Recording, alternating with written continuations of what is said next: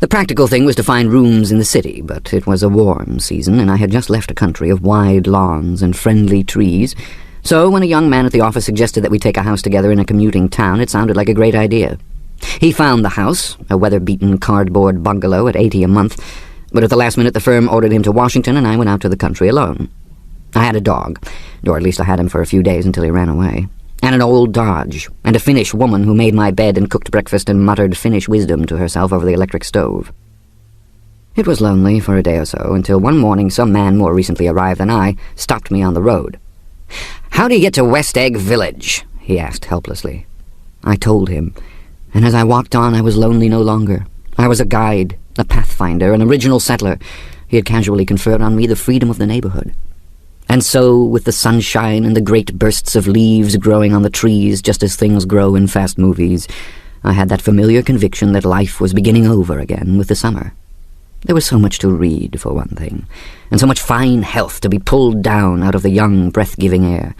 I bought a dozen volumes on banking and credit and investment securities, and they stood on my shelf in red and gold like new money from the mint, promising to unfold the shining secrets that only Midas and Morgan and Maecenas knew. And I had the high intention of reading many other books besides. I was rather literary in college. One year I wrote a series of very solemn and obvious editorials for the Yale News, and now I was going to bring back all such things into my life, and become again that most limited of all specialists, the well-rounded man. This isn't just an epigram. Life is much more successfully looked at from a single window, after all. It was a matter of chance that I should have rented a house in one of the strangest communities in North America. It was on that slender, riotous island which extends itself due east of natural curiosities to unusual formations of land. 20 miles from the city, a pair of enormous eggs, identical in contour and separated only by a courtesy bay, jut out into the most domesticated body of salt water in the Western Hemisphere, the great wet barnyard of Long Island Sound. They are not perfect ovals like the egg in the Columbus story. They are both crushed flat at the contact end. But their physical resemblance must be a source of perpetual confusion to the gulls that fly overhead. To the wingless, a more arresting phenomenon is their dissimilarity in every particular except shape and size. I lived at West Egg, the less fashionable of the two, though this is a most superficial tag to express the bizarre and not a little sinister contrast between them. My house was at the very tip of the egg, only 50 yards from the Sound, and squeezed between two huge places that rented for $12,000 or $15,000 a season. The one on my right was a colossal affair by any standard. It was a factual imitation of some Hôtel de Ville in Normandy, with a tower on one side, spanking new under a thin beard of raw ivy, and a marble swimming pool and more than 40 acres of lawn and garden. It was Gatsby's mansion. Or rather, as I didn't know Mr. Gatsby, it was a mansion inhabited by a gentleman of that name. My own house was an eyesore, but it was a small eyesore, and it had been overlooked, so I had a view of the water, a partial view of my neighbor's lawn, and the consoling proximity of millionaires, all for $80 a month. Across the courtesy bay, the white palaces of fashionable East Egg glittered along the water, and the history of the summer really begins on the evening I drove over there to have dinner with the Tom Buchanans. Daisy was my second cousin once removed, and I'd known Tom in college, and just after the war I spent 2 days with him in Chicago. Her husband, among various physical accomplishments, had been one of the most powerful ends that ever played football at New Haven, a national figure in a way, one of those men who reach such an acute, limited excellence at 21 that everything afterwards savours of anticlimax. His family were enormously wealthy. Even in college, his freedom with money was a matter for reproach. But now he'd left Chicago and come east in a fashion that rather took your breath away. For instance, he'd brought down a string of polo ponies from Lake Forest. It was hard to realize that a man in my own generation was wealthy enough to do that. Why they came east, I don't know. They had spent a year in France for no particular reason, and then drifted here and there unrestfully wherever people played polo and were rich together. This was a permanent move, said Daisy over the telephone, but I didn't believe it.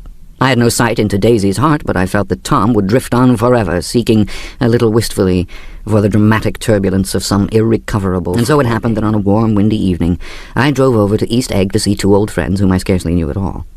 Their house was even more elaborate than I expected, a cheerful red and white Georgian colonial mansion overlooking the bay.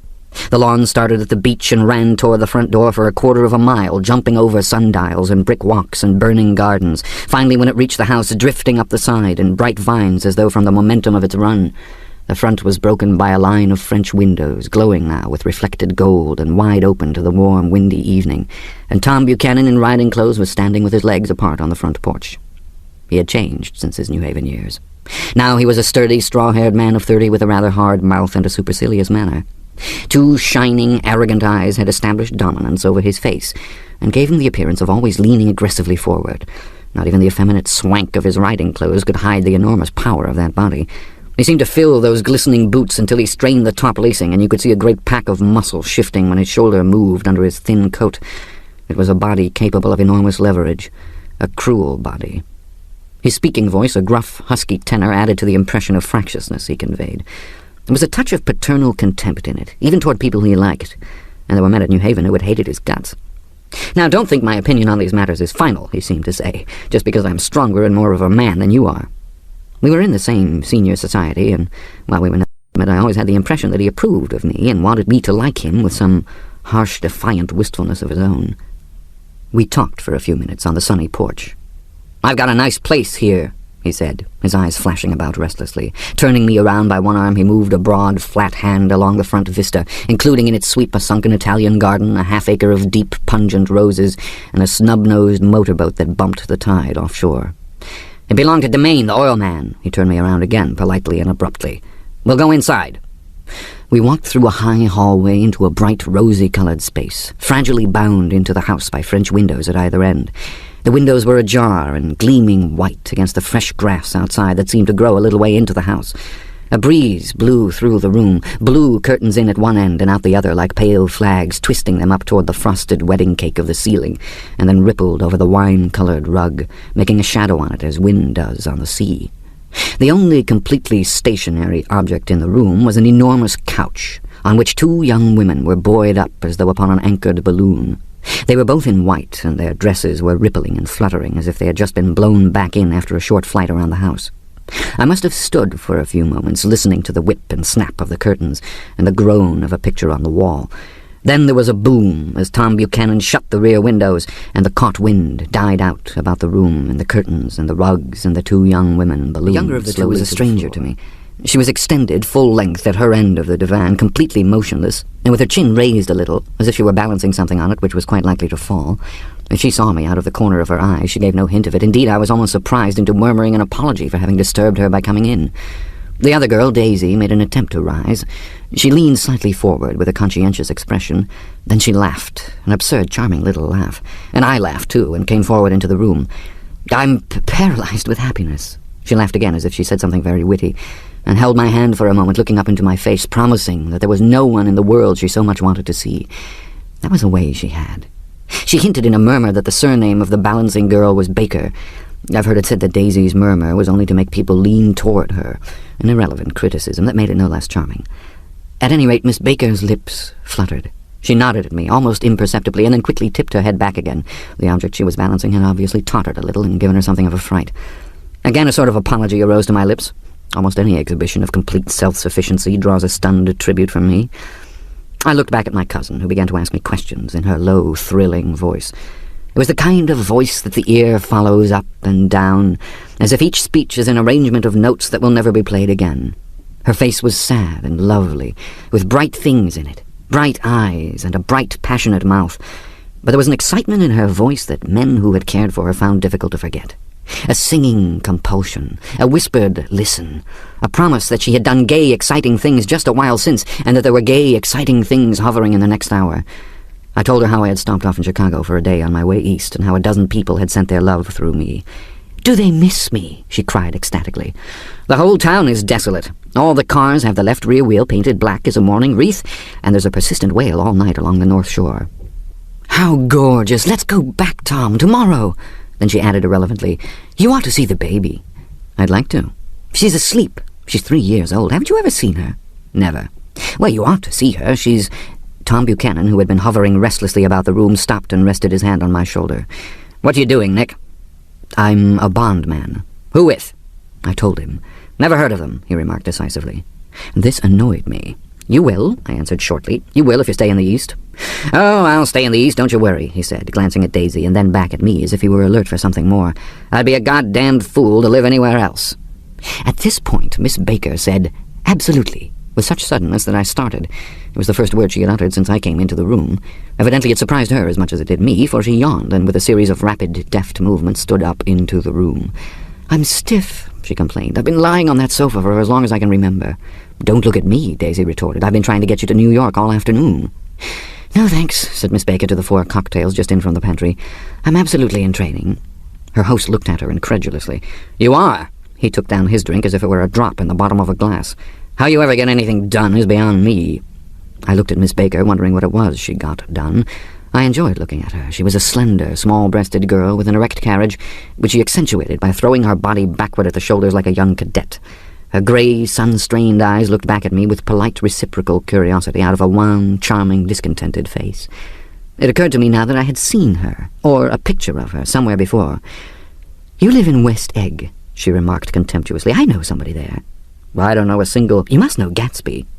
Gatsby could reply that he was my neighbor. Dinner was announced. Wedging his tense arm imperatively under mine, Tom Buchanan compelled me from the room as though we were moving a checker to another square. Slenderly, languidly, their hands set lightly on their hips, the 2 young women preceded us out into a rosy-colored porch, open toward the sunset, where 4 candles flickered on the table in the diminished wind. "Why candles?" objected Daisy, frowning. She snapped them out with her fingers. "In 2 weeks it'll be the longest day in the year." She looked at us all radiantly. "Do you always watch for the longest day of the year and then miss it? I always watch for the longest day in the year and then miss it." "We ought to plan something," yawned Miss Baker, sitting down at the table as if she were getting into bed. "All right," said Daisy. "What'll we plan?" She turned to me helplessly. "What do people plan?" Before I could answer, her eyes fastened with an odd expression on her little finger. "Look," she complained. "I heard it." We all looked. The knuckle was black and blue. "You did it, Tom," she said accusingly. "I know you didn't mean to, but you did do it. That's what I get for marrying a brute of a man, a great big hulking physical specimen of a—" "I hate that word hulking," objected Tom crossly, "even in kidding." "Hulking," insisted Daisy.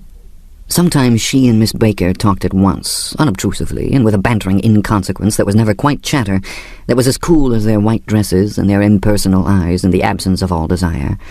They were here, and they accepted Tom and me, making only a polite, pleasant effort to entertain or to be entertained. They knew that presently dinner would be over, and a little later the evening too would be over and casually put away. It was sharply different from the West, where an evening was hurried from phase to phase toward its close, in a continually disappointed anticipation, or else in sheer nervous dread of the moment itself. "You make me feel uncivilized, Daisy," I confessed on my second glass of corky but rather impressive claret. "Can't you talk about crops or something?" I meant nothing in particular by this remark, but it was taken up in an unexpected way. "Civilization's going to pieces," broke out Tom violently. "I've got to be a terrible pessimist about things. Have you read The Rise of the Colored Empires by this man Goddard?" "Why, no," I answered, rather surprised by his tone. "Well, it's a fine book and everybody ought to read it. The idea is if we don't look out, the white race will be utterly submerged. It's all scientific stuff, it's been proved." "Tom's getting very profound," said Daisy with an expression of unthoughtful sadness. "He reads deep books with long words in them. What was that word we—" "Well, these books are all scientific," insisted Tom, glancing at her impatiently. "This fellow has worked out the whole thing. It's up to us, who are the dominant race, to watch out, or these other races will have control of things." "We've got to beat them down," whispered Daisy, winking ferociously toward the fervent sun. "You ought to live in California," began Miss Baker, but Tom interrupted her by shifting heavily in his chair. "This idea is that we're Nordics. I am, and you are, and you are, and—" After an infinitesimal hesitation, he included Daisy with a slight nod, and she winked at me again. "And we've produced all the things that go to make civilization. No science and art in his concentration, as if his complacency, more acute than of old, was not enough to him anymore. When almost immediately the telephone rang inside and the butler left the porch, Daisy seized upon the momentary interruption and leaned toward me. "I'll tell you a family secret," she whispered enthusiastically. "It's about the butler's nose. Do you want to hear about the butler's nose?" "That's why I came over tonight." "Well, he wasn't always a butler. He used to be the silver polisher for some people in New York that had a silver service for 200 people. He had to polish it from morning till night, until finally it began to affect his nose." "Things went from bad to worse," suggested Miss Baker. "Yes, things went from bad to worse, until finally he had to give up his position." For a moment the last sunshine fell with romantic affection upon her glowing face. Her voice compelled me forward breathlessly as I listened. Then the glow faded, each light deserting her with lingering regret, like children leaving a pleasant street at dusk. The butler came back and murmured something close to Tom's ear, whereupon Tom frowned, pushed back his chair, and without a word went inside. As if his absence quickened something within her, Daisy leaned forward again, her voice glowing and singing. "I love to see you at my table, Nick. You remind me of a rose, an absolute rose, doesn't he?" She turned to Miss Baker for confirmation. "An absolute rose?" This was untrue. I am not even faintly like a rose. She was only extemporizing. But a stirring warmth flowed from her, as if her heart was trying to come out to you, concealed in one of those breathless, thrilling words. Then suddenly she threw her napkin on the table and excused herself and went into the house. Miss Baker and I exchanged a short glance, consciously devoid of meaning. I was about to speak when she sat up alertly and said, "Shh," in a warning voice. A subdued, impassioned murmur was audible in the room beyond, and Miss Baker leaned forward, unashamed, trying to hear. The murmur trembled on the verge of coherence, sank down, mounted excitedly, and then ceased altogether. "This Mr. Gatsby you spoke of is my neighbour," I said. "Don't talk. I want to hear what happens." "Is something happening?" I inquired innocently. "You mean to say you don't know?" said Miss Baker, honestly surprised. "I thought everybody knew." "I don't." "Why?" she said hesitantly. "Tom's got some woman in New York." "Got some woman?" I repeated blankly. Miss Baker nodded. "She might have the decency not to telephone him at dinner time, don't you think?" Almost before I had grasped her meaning, there was the flutter of a dress and the crunch of leather boots, and Tom and Daisy were back at the table. "It couldn't be helped," cried Daisy with tense gaiety. She sat down, glanced searchingly at Miss Baker and then at me, and continued. "I looked outdoors for a minute, and it's very romantic outdoors. There's a bird on the lawn that I think must be a nightingale come over on the Cunard or White Star Line. He's singing away," her voice sang. "It's romantic, isn't it, Tom?" "Very romantic," he said, and then miserably to me, "If it's light enough after dinner, I want to take you down to the stables." The telephone rang inside, startlingly, and as Daisy shook her head decisively at Tom, the subject of the stables, in fact, all subjects, vanished into air. Among the broken fragments of the last 5 minutes at table, I remember the candles being lit again, pointlessly, and I was conscious of wanting to look squarely at everyone, and yet to avoid all eyes. I couldn't guess what Daisy and Tom were thinking, but I doubt if even Miss Baker, who seemed to have mastered a certain hardy skepticism, was able utterly to put this fifth guest's shrill metallic urgency out of mind. To a certain temperament, the situation might have seemed intriguing. My own instinct was to telephone immediately. Needless to say, were not mentioned again. Tom and Miss Baker, with several feet of twilight between them, strolled back into the library as if to a vigil beside a perfectly tangible body, while, trying to look pleasantly interested and a little deaf, I followed Daisy around a chain of connecting verandas to the porch in front. In its deep gloom we sat down, side by side, on a wicker settee. Daisy took her face in her hands, as if feeling its lovely shape, and her eyes moved gradually out into the velvet dusk. I saw that turbulent emotions possessed her, so I asked what I thought would be some sedative questions about her little girl. "We don't know each other very well, Nick," she said suddenly, "even if we are cousins. You didn't come to my wedding." I wasn't back from the war. "That's true." She hesitated. "Well, I've had a very bad time, Nick, and I'm pretty cynical about everything." Evidently she had reason to be. I waited, but she didn't say any more, and after a moment I returned rather feebly to the subject of her daughter. "I suppose she talks and eats and everything?" "Oh, yes." She looked at me absently. "Listen, Nick, let me tell you what I said when she was born. Would you like to hear?" "Very much." "It'll show you how I've gotten to feel about things. Well, she was less than an hour old, and Tom was God knows where. I woke up out of the ether with an utterly abandoned feeling and asked the nurse right away if it was a boy or a girl. She told me it was a girl, and so I turned my head away and wept. 'All right,' I said, 'I'm glad it's a girl, and I hope she'll be a fool. That's the best thing a girl can be in this world, a beautiful little fool. You see, I think everything's terrible anyhow,' she went on in a convinced way. 'Everybody thinks so, the most advanced people. And I know I've been everywhere and seen everything and done everything.' Her eyes flashed around her in a defiant way, rather like Tom's, and she laughed with thrilling scorn. 'Sophisticated! God, I'm sophisticated!' The instant her voice broke off, ceasing to compel my attention, my belief, I felt the basic insincerity of what she had said. It made me uneasy, as though the whole evening had been a trick of some sort to exact a contributory emotion from me. I waited, and sure enough, in a moment she looked at me with an absolute smirk on her lovely face, as if she had asserted her membership in a rather distinguished secret society to which she and Tom belonged. Inside, the crimson room bloomed with light. Tom and Miss Baker sat at either end of the long couch, and she read aloud to him from the Saturday Evening Post, the words murmurous and uninflected running together in a soothing tune. The lamplight, bright on his boots and dull on the autumn leaf yellow of her hair, glinted along the paper as she turned a page with a flutter of slender muscles in her arms. When we came in, she held us silent for a moment with a lifted hand. "To be continued," she said, tossing the magazine on the table, "in our very next issue." Her body asserted itself with a restless movement of her knee, and she stood up.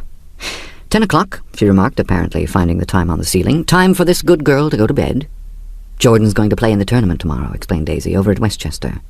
"Oh, you're Jordan Baker."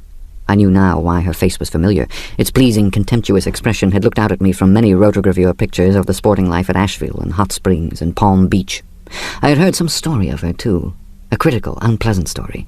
But what was I? I forgot softly. "Wake me at 8, won't you?" "If you'll get up." "I will. Good night, Mr. Carroway. See you anon." "Of course you will," confirmed Daisy. "In fact, I think I'll arrange a marriage. Come over often, Nick, and I'll sort of, fling you together, lock you up accidentally in linen closets and push you out to sea in a boat and all that sort of thing." "Good night," called Miss Baker from the stairs. "I haven't heard a word." "She's a nice girl," said Tom after a moment. "They oughtn't to let her run around the country this way." "Who oughtn't to?" inquired Daisy coldly. "Her family."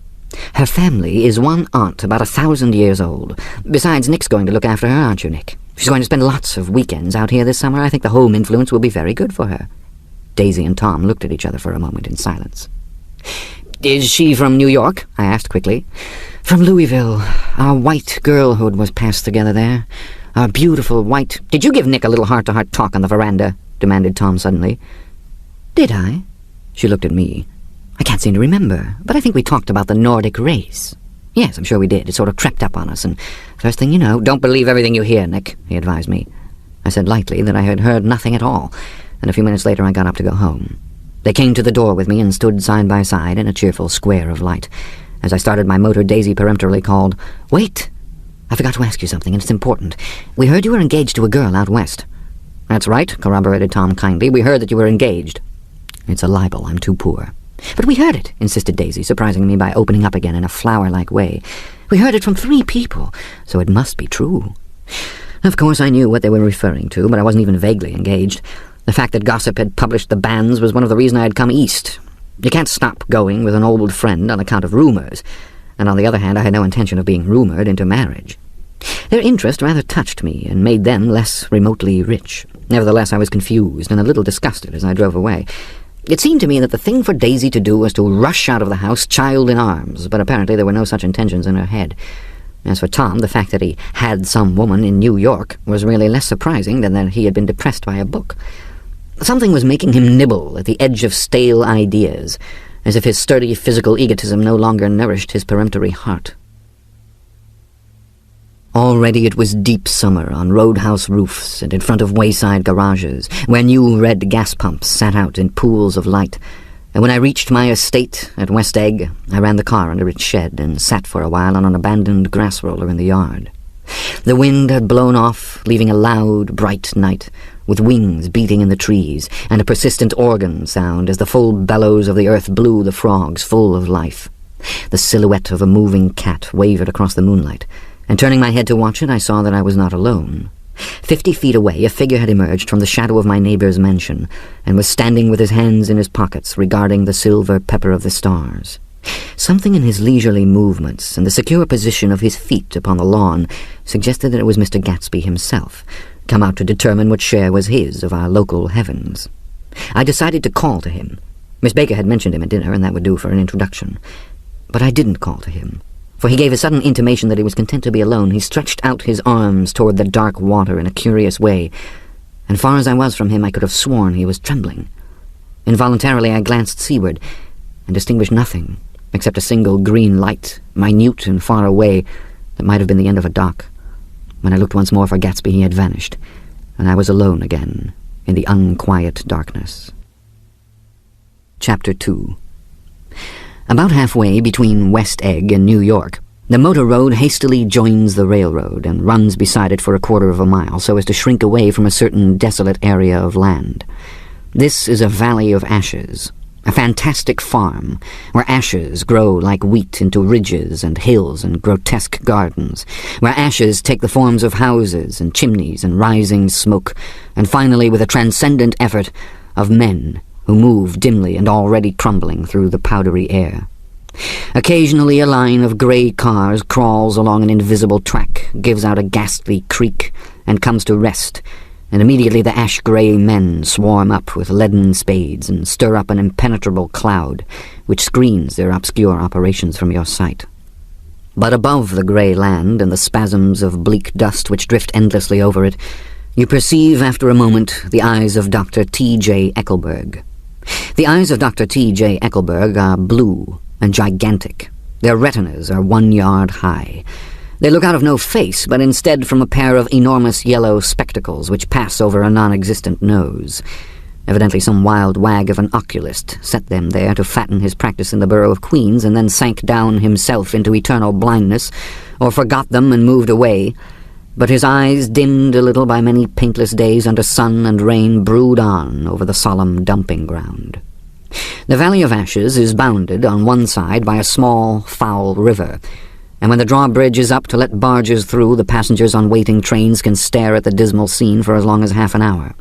There is always a halt there of at least a minute, and it was because of this that I first met Tom Buchanan's mistress. The fact that he had one was insisted upon wherever he was known. His acquaintances resented the fact that he turned up in popular restaurants with her, and, leaving her at a table, sauntered about chatting with whomsoever he knew. Though I was curious to see her, I had no desire to meet her, but I did. I went up to New York with Tom on the train one afternoon, and when we stopped by the ash heaps, he jumped to his feet and, taking hold of my elbow, literally forced me from the car. "We're getting off," he insisted. "I want you to meet my girl."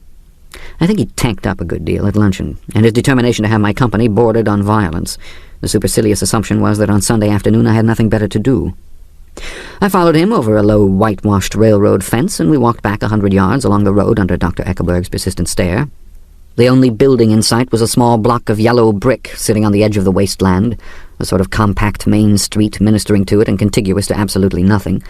One of the 3 shops it contained was for rent, and another was an all-night restaurant, approached by a trail of ashes. The third was a garage. Repairs, George B. Wilson, cars bought and sold. The interior was unprosperous and bare. The only car visible was the dust-covered wreck of a Ford, which crouched in a dim corner. It had occurred to me that this shadow of a garage must be a blind, and that sumptuous and romantic apartments were concealed overhead, when the proprietor himself appeared in the door of an office, wiping his hands on a piece of waste. He was a blond, spiritless man, anemic and faintly handsome.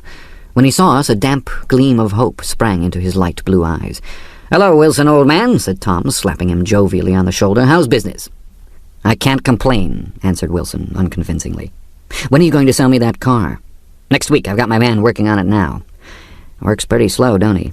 "No, he doesn't," said Tom coldly. "And if you feel that way about it, maybe I'd better sell it somewhere else after all." "I don't mean that," explained Wilson quickly. "I just meant—" His voice faded off, and Tom glanced impatiently around the garage. Then I heard footsteps on the stairs, and in a moment the thickish figure of a woman blocked out the light from the office door. She was in the middle 30s and faintly stout, but she carried her surplus flesh sensuously, as some women can. Her face, above a spotted dress of dark blue crepe de chine, contained no facet or gleam of beauty, but there was an immediately perceptible vitality about her, as if the nerves of her body were continually smouldering. She smiled slowly, and walking through her husband as if he were a ghost, shook hands with Tom, looking him flush in the eye. Then she wet her lips, and without turning around spoke to her husband in a soft, coarse voice. "Get some chairs, why don't you, so somebody can sit down?" "Oh, sure," agreed Wilson hurriedly, and went toward the little office, mingling immediately with the cement color of the walls. A white, ashen dust veiled his dark suit and his pale hair, as it veiled everything in the vicinity, except his wife, who moved close to Tom. "I want to see you," said Tom intently. "Get on the next train." "All right. I'll meet you by the newsstand on the lower level." She nodded and moved away from him just as George Wilson emerged with 2 chairs from his office door. We waited for her down the road and out of sight. It was a few days before the 4th of July, and a grey, scrawny Italian child was setting torpedoes in a row along the railroad track. "Terrible place, isn't it?" said Tom, exchanging a frown with Dr. Eckelberg. "Awful. It does her good to get away." "Doesn't her husband object?" "Wilson? He thinks she goes to see her sister in New York. He's so dumb he doesn't know he's alive." So Tom Buchanan and his girl and I went up together to New York. Or not quite together, for Mrs. Wilson sat discreetly in another car. Tom deferred that much to the sensibilities of those East Eggers who might be on the train. She had changed her dress to a brown-figured muslin, which stretched tight over her rather wide hips as Tom helped her to the platform in New York. At the newsstand she bought a copy of Town Tattle and a moving picture magazine, and in the station drugstore some cold cream and a small flask of perfume. Upstairs in the solemn, echoing drive, she let 4 taxicabs drive away before she selected a new one, lavender-coloured with grey upholstery. And in this we slid out from the mass of the station into the glowing sharply from the window and, leaning forward, tapped on the front glass. "I want to get one of those dogs," she said earnestly. "I want to get one for the apartment. They're nice to have, a dog." We backed up to a grey old man who bore an absurd resemblance to John D. Rockefeller. In a basket swung from his neck cowered a dozen very recent puppies of an indeterminate breed. "What kind are they?" asked Mrs. Wilson eagerly as he came to the taxi window. "All kinds. What kind do you want, lady?" "I'd like to get one of those police dogs. I don't suppose you got that kind." The man peered doubtfully into the basket, plunged in his hand, and drew one up, wriggling by the back of the neck. "That's no police dog," said Tom. "No, it's not exactly a police dog," said the man with disappointment in his voice. "It's more of an Airedale." He passed his hand over the brown wash rag of a back. "Look at that coat. Some coat. That's a dog'll never bother you with catching cold." "I think it's cute," said Mrs. Wilson enthusiastically. "How much is it?" "That dog?" He looked at it admiringly. "That dog will cost you $10. The Airedale, undoubtedly there was an Airedale concerned in it somewhere, though its feet were startlingly white, changed hands and settled down into Mrs. Wilson's lap, where she fondled the weatherproof coat with rapture. "Is it a boy or a girl?" she asked delicately. "That dog? That dog's a boy." "It's a bitch," said Tom decisively. "Here's your money. Go and buy 10 more dogs with it." We drove over to Fifth Avenue, so warm and soft, almost pastoral on the summer Sunday afternoon, that I wouldn't have been surprised to see a great flock of white sheep turn the corner. "Hold on," I said. "I have to leave you here." "No, you don't," interposed Tom quickly. "Myrtle will be hurt if you don't come up to the apartment, won't you, Myrtle?" "Come on," she urged. "I'll telephone my sister, Catherine. She's said to be very beautiful by people who ought to know." Well, I'd like to, but we went on, cutting back again over the park toward the West Hundreds. At 158th Street, the cab stopped at one slice in a long white cake of apartment houses. Throwing a regal, homecoming glance around the neighborhood, Mrs. Wilson gathered up her dog and her other purchases and went haughtily in. "I'm going to have the McKees come up," she announced as we rose in the elevator, "and of course I got to call up my sister, too." The apartment was on the top floor.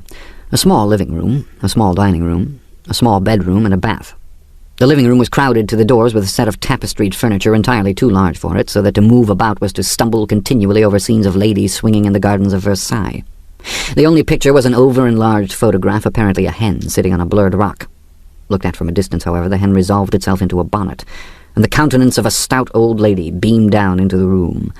Several old copies of Town Tattle lay on the table, together with a copy of Simon Called Peter, and some of the small scandal magazines of Broadway. Mrs. Wilson was first concerned with the dog. A reluctant elevator boy went for a box full of straw and some milk, to which he added on his own initiative a tin of large, hard dog biscuits, one of which decomposed apathetically in the saucer of milk all afternoon. Meanwhile, Tom brought out a bottle of whiskey from a locked bureau door.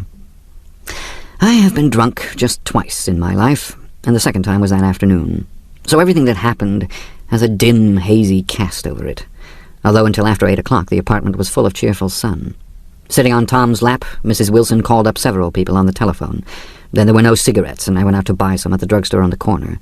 When I came back, they had disappeared, so I sat down discreetly in the living room and read a chapter of Simon Called Peter. Either it was terrible stuff, or the whiskey distorted things. Just as Tom and Myrtle, after the first drink, Mrs. Wilson and I called each other by our first names, reappeared, company commenced to arrive at the apartment door. The sister, Catherine, was a slender, worldly girl of about 30, with a solid, sticky bob of red hair and a complexion powdered milky white.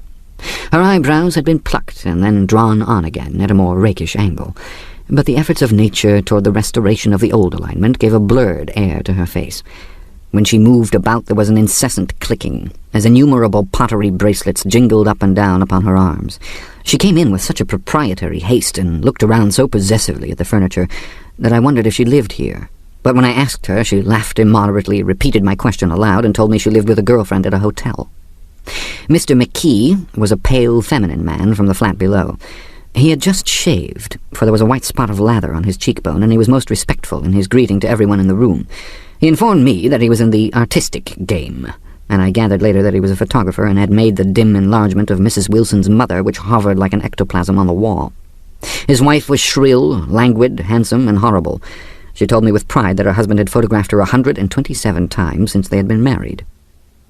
Mrs. Wilson had changed her costume some time before, and was now attired in an elaborate afternoon dress of cream-coloured chiffon, which gave out a continual rustle as she swept about the room. With the influence of the dress, her personality had also undergone a change. The intense vitality that had been so remarkable in the garage was converted into impressive hauteur.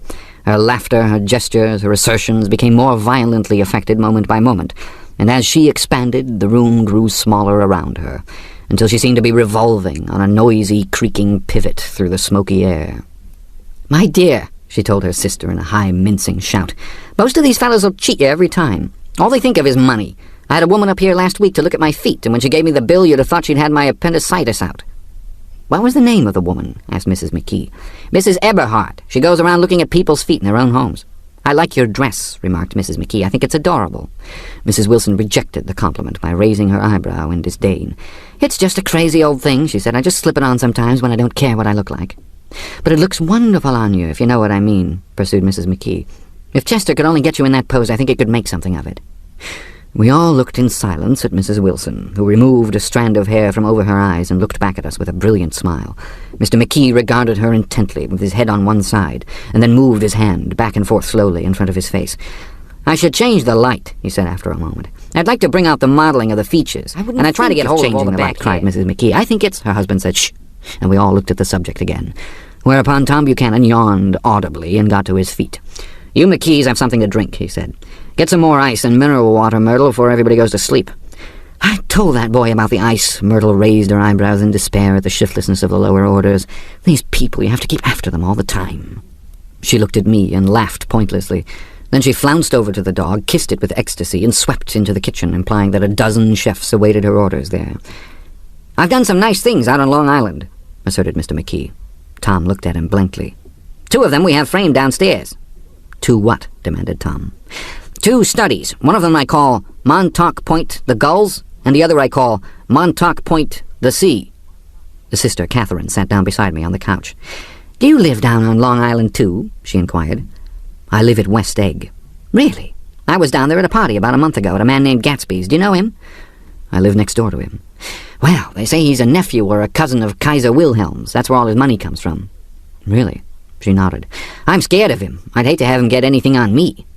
This absorbing information about my neighbor was interrupted by Mrs. McKee's pointing suddenly at Catherine. "Chester, I think you could do something with her," she broke out, but Mr. McKee only nodded in a bored way and turned his attention to Tom. "I'd like to do more work on Long Island if I could get the entry. All I ask is that they should give me a start." "Ask Myrtle," said Tom, breaking into a short spout of laughter as Mrs. Wilson entered with a tray. "She'll give you a letter of introduction, won't you, Myrtle?" "Do what?" she asked, startled. "You'll give McKee a letter of introduction to your husband so he can do some studies of him?" His lips moved silently for a moment as he invented, "George B. Wilson at the gasoline pump," or something like that. Catherine leaned close to me and whispered in my ear, "Neither of them can stand the person they're married to." "Can't they?" "Can't stand them." She looked at Myrtle and then at Tom. "What I say is, why go on living with them if they can't stand them? If I was them, I'd get a divorce and get married to each other right away." "Doesn't she like Wilson either?" The answer to this was unexpected. It came from Myrtle, who had overheard the question, and it was violent and obscene. "You see," cried Catherine triumphantly.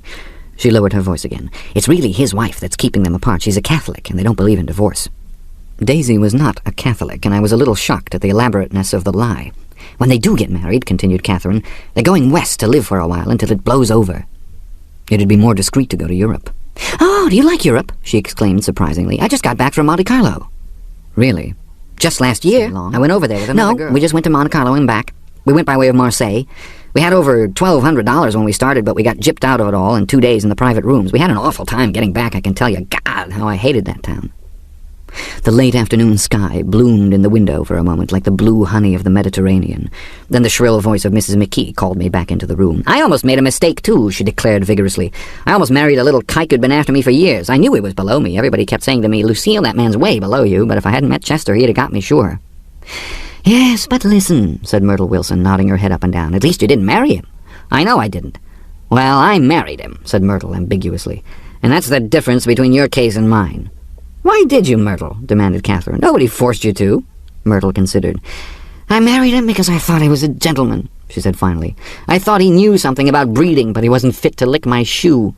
"You were crazy about him for a while," said Catherine. "Crazy about him?" cried Myrtle incredulously. "Who said I was crazy about him? I never was any more crazy about him than I was about that man there." She pointed suddenly at me, and everyone looked at me accusingly. I tried to show by my expression that I had played no part in her past. "The only crazy I was when I married him. I knew right away I made a mistake. He borrowed somebody's best suit to get married in and never even told me about it, and the man came after it one day when he was out." She looked around to see who was listening. "Oh, is that your suit?" I said. "This is the first I ever heard about it, but I gave it to him, and then I laid down and cried to beat the band all afternoon." "She really ought to get away from him," resumed Catherine to me. "They've been living over that garage for 11 years, and Tom's the first sweetie she ever had." The bottle of whiskey, a second one, was now in constant demand by all present excepting Catherine, who felt just as good on nothing at all. Tom rang for the janitor and sent him for some celebrated sandwiches, which were a complete supper in themselves. I wanted to get out and walk eastward toward the park through the soft twilight, but each time I tried to go I became entangled in some wild, strident argument which pulled me back as if with ropes into my chair. Yet high over the city our line of yellow windows must have contributed their share of human secrecy to the casual watcher in the darkening streets, and I was him too, looking up and wondering. I was within and without, simultaneously enchanted and repelled by the inexhaustible variety of life. Myrtle pulled her chair close to mine, and suddenly her warm breath poured over me the story of her first meeting with Tom. "It was on the two little seats facing each other that are always the last ones left on the train. I was going up to New York to see my sister and spend the night. He had on a dress suit and patent leather shoes, and I couldn't keep my eyes off him, but every time he looked at me I had to pretend to be looking at the advertisement over his head. When we came into the station, he was next to me and his white shirt front pressed against my arm, and so I told him I'd have to call a policeman, but he knew I lied. I was so excited that when I got into a taxi with him I didn't hardly know I wasn't getting into his subway train. All I kept thinking about over and over was, 'You can't live forever, you can't live forever.'" She turned to Mrs. McKee, and the room rang full of her artificial laughter. "My dear," she cried, "I'm going to give you this dress as soon as I'm through with it. I've got to get another one tomorrow. I'm going to make a list of all the things I've got to get. A massage, and a wave, and a collar for the dog, and one of those cute little ashtrays where you'd touch a spring, and a wreath with a black silk bow from Mother's grave that'll last all summer. I got to write down a list so I won't forget all the things I got to do." Almost immediately afterward I looked at my watch and found it was 10. Mr. McKee was asleep on a chair, with his fists clenched in his lap, like a photograph of a man of action. Taking out my handkerchief, I wiped from his cheek the remains of the spot of dried lather that had worried me all the afternoon. The little dog was sitting on the table, looking with blind eyes through the smoke, and from time to time groaning faintly. People disappeared, reappeared, made plans to go somewhere, and then lost each other, searched for each other, found each other a few feet away. Sometime toward midnight, Tom Buchanan and Mrs. Wilson stood face to face, discussing in impassioned voices whether Mrs. Wilson had any right to mention Daisy's name. "Daisy, Daisy, Daisy," shouted Mrs. Wilson. "I'll say it whenever I want to. Daisy, Making a short, deft movement, Tom Buchanan broke her nose with his open hand. Then there were bloody towels upon the bathroom floor, and women's voices scolding, and high over the confusion a long, broken wail of pain. Mr. McKee awoke from his doze and started in a daze toward the door. When he had gone halfway, he turned around and stared at the scene, his wife and Catherine scolding and consoling as they stumbled here and there among the crowded furniture with articles of aid, and the despairing figure on the couch bleeding fluently and trying to spread a copy of Town Tattle over the tapestry scenes of Versailles. Then Mr. McKee turned and continued on out the door. Taking my hat from the chandelier, I followed. "Come to lunch someday," he suggested as we groaned down in the elevator. "Where?" "Anywhere. Keep your hands off the lever," snapped the elevator boy. "I beg your pardon," said Mr. McKee with dignity. "I didn't know I was touching it." "All right," I agreed. "I'll be glad to." I was standing beside his bed, and he was sitting up between the sheets, clad in his underwear, with a great portfolio in his hands. "Beauty and the Beast? Loneliness? Old Grocery Horse? Brooklyn Bridge?" Then I was lying half asleep in the cold lower level of the Pennsylvania station, staring at the Morning Tribune and waiting for the 4 o'clock train. Chapter 3. There was music from my neighbor's house through the summer nights. In his blue gardens, men and girls came and went like moths among the whisperings and the champagne and the stars. At high tide in the afternoon, I watched his guests diving from the tower of his raft or taking the sun on the hot sand of his beach, while his 2 motorboats slit the waters of the Sound, drawing aquaplanes over cataracts of foam. On weekends, his Rolls-Royce became an omnibus, bearing parties to and from the city between 9 in the morning and long past midnight, while his station wagon scampered like a brisk yellow bug to meet all trains. And on Mondays, 8 servants, including an extra gardener, toiled all day with mops and scrubbing brushes and hammers and garden shears, repairing the ravages of the night before. Every Friday, 5 crates of oranges and lemons arrived from a fruiterer in New York. Every Monday, these same oranges and lemons left his back door in a pyramid of pulpless halves. There was a machine in the kitchen which could extract the juice of 200 oranges in half an hour if a little button was pressed 200 times by a butler's thumb. At least once a fortnight, a corps of caterers came down with several 100 feet of canvas and enough coloured lights to make a Christmas tree of Gatsby's enormous garden. On buffet tables garnished with glistening hors d'oeuvres, spiced baked hams crowded against salads of harlequin designs, and pastry pigs and turkeys bewitched to a dark gold. In the main hall, a bar with a real brass rail was set up, and stocked with gins and liquors, and with cordials so long forgotten that most of his female guests were too young to know one from another. By 7 o'clock the orchestra has arrived. No thin 5-piece affair, but a whole pitful of oboes and trombones and saxophones and viols and cornets and piccolos and low and high drums. The last swimmers have come in from the beach now and are dressing upstairs. The cars from New York are parked 5 deep in the drive, and already the halls and salons and verandas are gaudy with primary colours, and hair shorn in strange new ways, and shawls beyond the dreams of Castile. The bar is in full swing, and floating rounds of cocktails permeate the garden outside, until the air is alive with chatter and laughter and casual innuendo, and introductions forgotten on the spot, and enthusiastic meetings between women who never knew each other's names.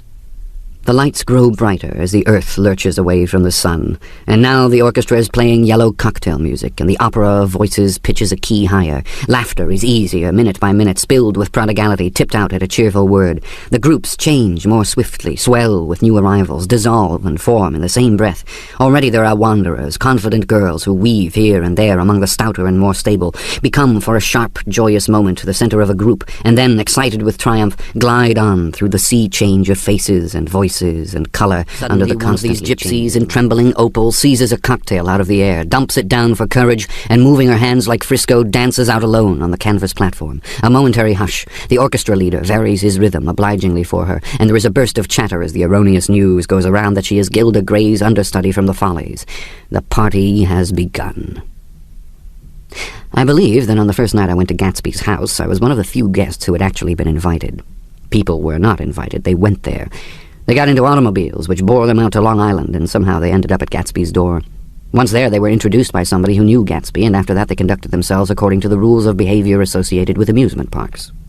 Sometimes they came and went without having met Gatsby at all, came for the party with a simplicity of heart that was its own ticket of admission.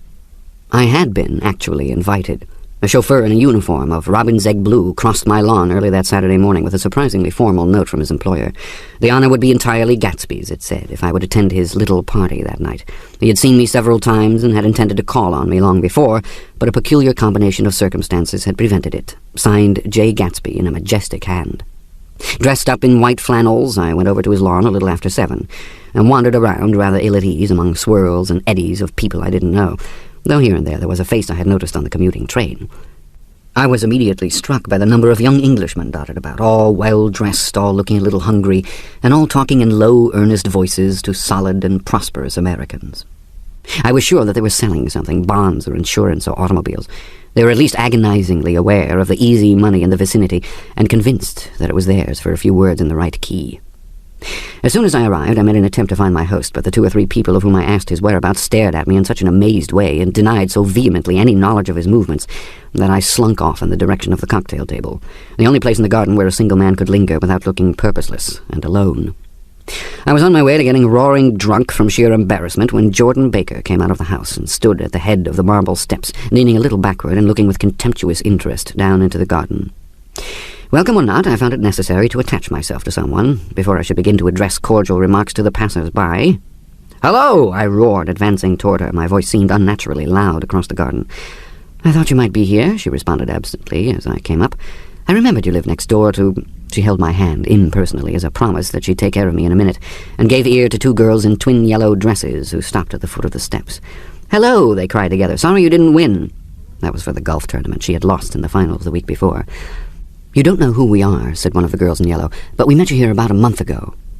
"You've dyed your hair since then," remarked Jordan, and I started, but the girls had moved casually on, and her remark was addressed to the premature moon, produced like the supper, no doubt, out of a caterer's basket.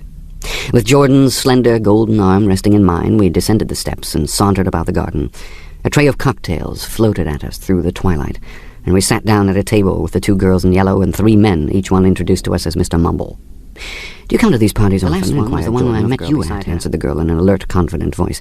She turned to her companion. "Wasn't it for you, Lucille?" It was for Lucille, too. "I like to come," Lucille said. "I never care what I do, so I always have a good time. When I was here last, I tore my gown on a chair, and he asked me my name and address. Inside of a week, I got a package from Courrier's with a new evening gown in it." "Did you keep it?" asked Jordan. "Sure I did. I was going to wear it tonight, but it was too big in the bust and had to be altered. It was gas blue with lavender beads, $265. "There's something funny about a fellow that'll do a thing like that," said the other girl eagerly.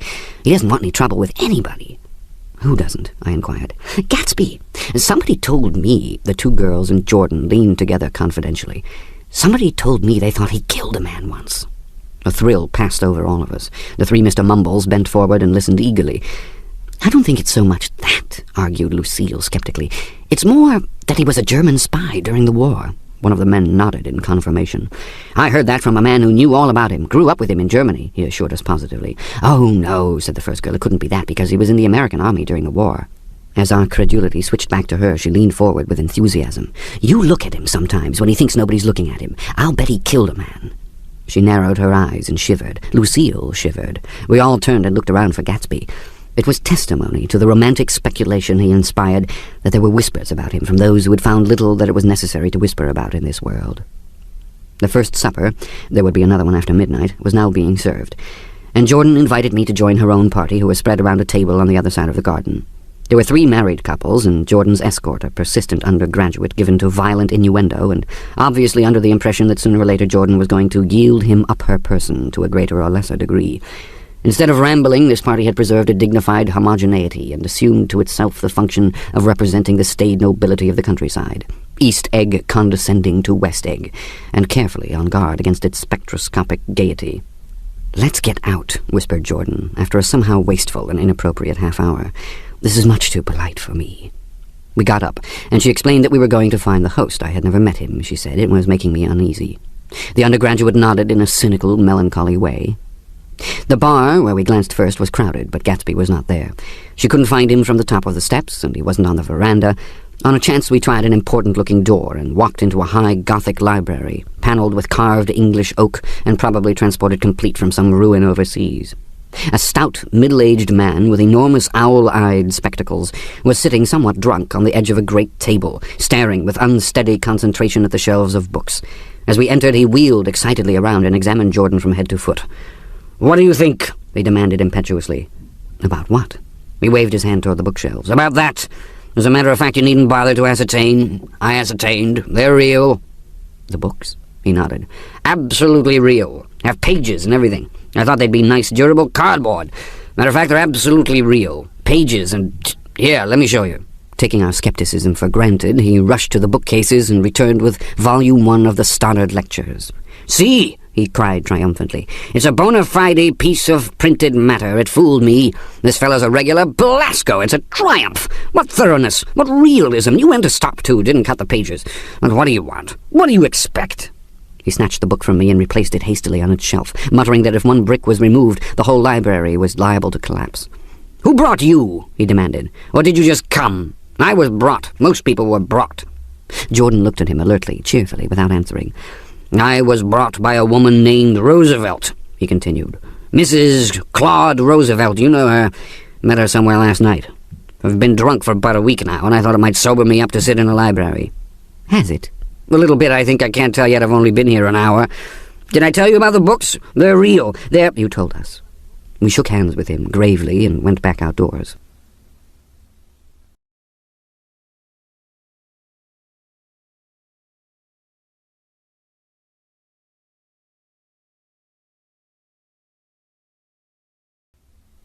There was dancing now on the canvas in the garden, old men pushing young girls backward in eternal, graceless circles, superior couples holding each other tortuously, fashionably, and keeping in the corners, and a great number of single girls dancing individualistically or relieving the orchestra for a moment of the burden of the banjo or the traps.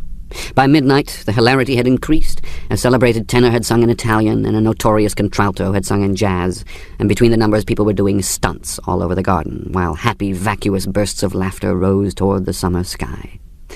A pair of stage twins, who turned out to be the girls in yellow, did a baby act in costume, and champagne was served in glasses bigger than finger bowls. The moon had risen higher, and floating in the sound was a triangle of silver scales, trembling a little to the stiff, tinny drip of the banjos on the lawn. I was still with Jordan Baker. We were sitting at a table with a man of about my age and a rowdy little girl who gave way upon the slightest provocation to uncontrollable laughter. I was enjoying myself now. I had taken 2 finger bowls of champagne, and the scene had changed before my eyes into something significant, elemental, and profound.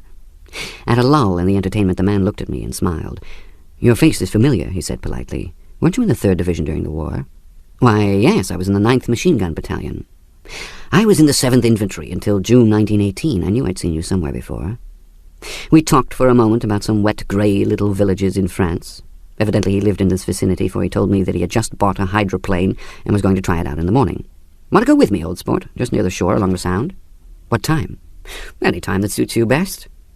It was on the tip of my tongue to ask his name when Jordan looked around and smiled. "Having a gay time now?" she inquired. "Much better." I turned again to my new acquaintance. "This is an unusual party for me. I haven't even seen the host. I live over there." I waved my hand at the invisible hedge in the distance. "And this man Gatsby sent over his chauffeur with an invitation." For a moment he looked at me as if he failed to understand. "I'm Gatsby," he said suddenly. "What?" I exclaimed. "Oh, I beg your pardon. I thought you knew, old sport. I'm afraid I'm not a very good host." He smiled understandingly. Much more than understandingly. It was one of those rare smiles with a quality of eternal reassurance in it that you may come across 4 or 5 times in life.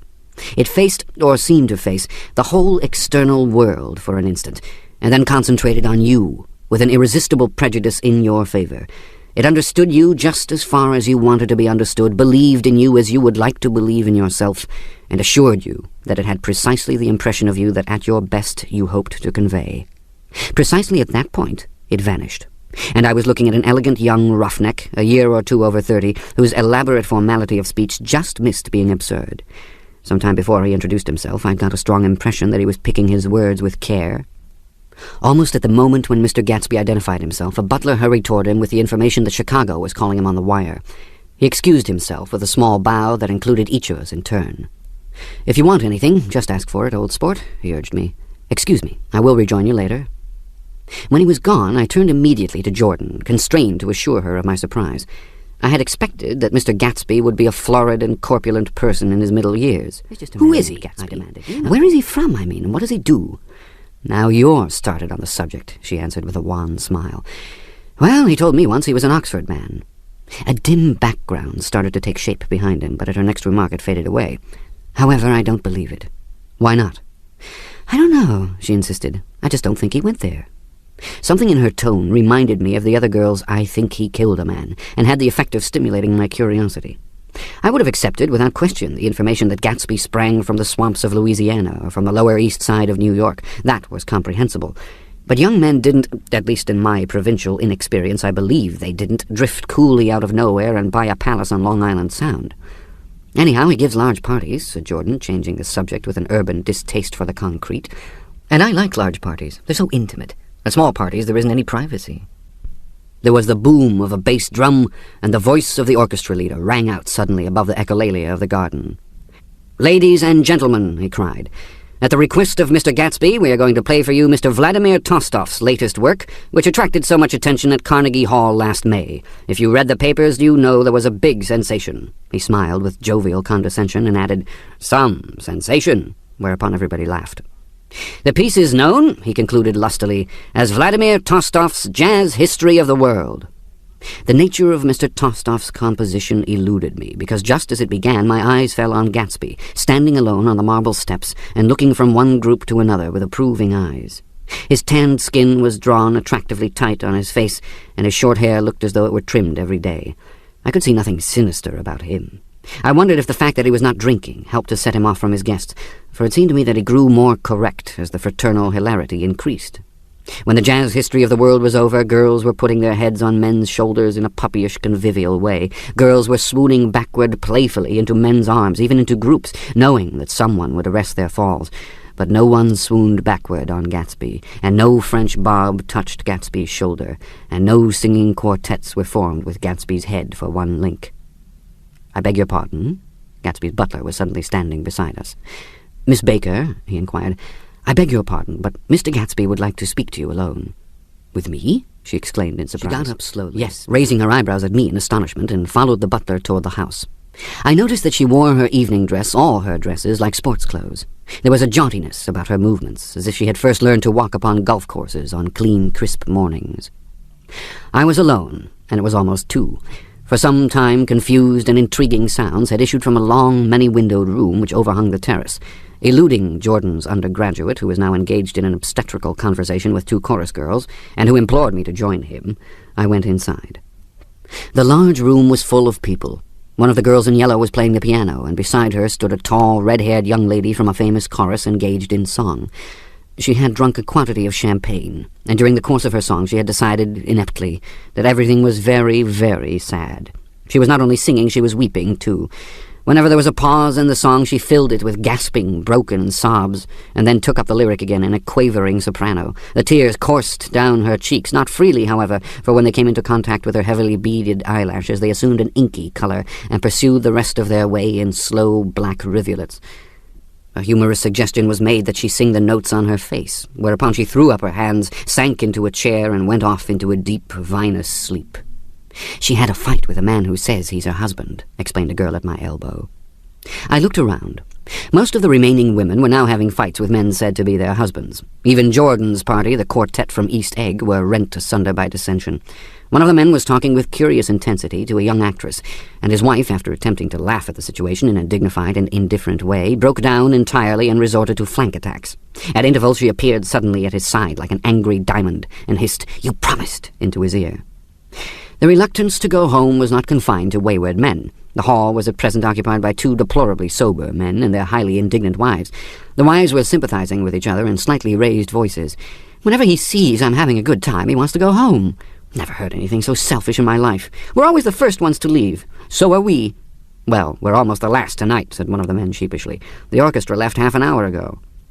In spite of the wives' agreement that such malevolence was beyond credibility, the dispute ended in a short struggle, and both wives were lifted, kicking, into the night. As I waited for my hat in the hall, the door of the library opened, and Jordan, Baker, and Gatsby came out together. He was saying some last word to her, but the eagerness in his manner tightened abruptly into formality as several people approached him to say goodbye. Jordan's party were calling impatiently to her from the porch, but she lingered for a moment to shake hands. "I've just heard the most amazing thing," she whispered. About an hour. "How long were we in there?" "It was simply amazing," she repeated abstractedly. "But I swore I wouldn't tell it, and here I am tantalizing you." She yawned gracefully in my face. "Please come and see me. Phone book, under the name of Mrs. Sigourney Howard, my aunt." She was hurrying off as she talked. Her brown hand waved a jaunty salute as she melted into her party at the door. Rather ashamed that on my first appearance I had stayed so late, I joined the last of Gatsby's guests, who were clustered around him. I wanted to explain that I'd hunted for him early in the evening, and to apologize for not having known him in the garden. "Don't mention it," he enjoined me eagerly. "Don't give it another thought, old sport." The familiar expression held no more familiarity than the hand which reassuringly brushed my shoulder. "And don't forget, we're going up on the hydroplane tomorrow morning at 9 o'clock. Then the butler behind his shoulder. "Philadelphia wants you on the phone, sir." "All right, in a minute, tell him I'll be right there. Good night, good night, good night." He smiled. And suddenly there seemed to be a pleasant significance in having been among the last to go, as if he had desired it all the time. "Good night, old sport, good night." But as I walked down the steps, I saw that the evening was not quite over. 50 feet from the door, a dozen headlights illuminated a bizarre and tumultuous scene. In the ditch beside the road, right side up, but violently shorn of one wheel, rested a new coupe, which had left Gatsby's drive not 2 minutes before. The sharp jut of a wall accounted for the detachment of the wheel, which was now getting considerable attention from half a dozen curious chauffeurs. However, as they had left their cars blocking the road, a harsh, discordant din from those in the rear had been audible for some time, and added to the already violent confusion of the scene. A man in a long duster had dismounted from the wreck and now stood in the middle of the road, looking from the car to the tire and from the tire to the observers in a pleasant, puzzled way. "See," he explained, "it went in the ditch." The fact was infinitely astonishing to him, and I recognized first the unusual quality of wonder, and then the man. It was the late patron of Gatsby's library. "How'd it happen?" He shrugged his shoulders. "I know nothing whatever about mechanics," he said decisively. "But how did it happen? Did you run into the wall?" "Don't ask me," said Owl Eyes, washing his hands of the whole matter. "I know very little about driving, next to nothing. It happened, and that's all I know." "Well, if you're a poor driver, you oughtn't to try driving at night." "But I wasn't even trying," he explained indignantly. "I wasn't even trying." An awed hush fell upon the bystanders. "Do you want to commit suicide? You're lucky it was just a wheel, a bad driver, and not even trying." "You don't understand," explained the criminal. "I wasn't driving. There's another man in the car." The shock that followed this declaration found voice in a sustained "Ah," as the door of the coupe swung slowly open. The crowd, it was now a crowd, stepped back involuntarily, and when the door had opened wide there was a ghostly pause. Then, very gradually, part by part, a pale, dangling individual stepped out of the wreck, pawing tentatively at the ground with a large, uncertain dancing shoe.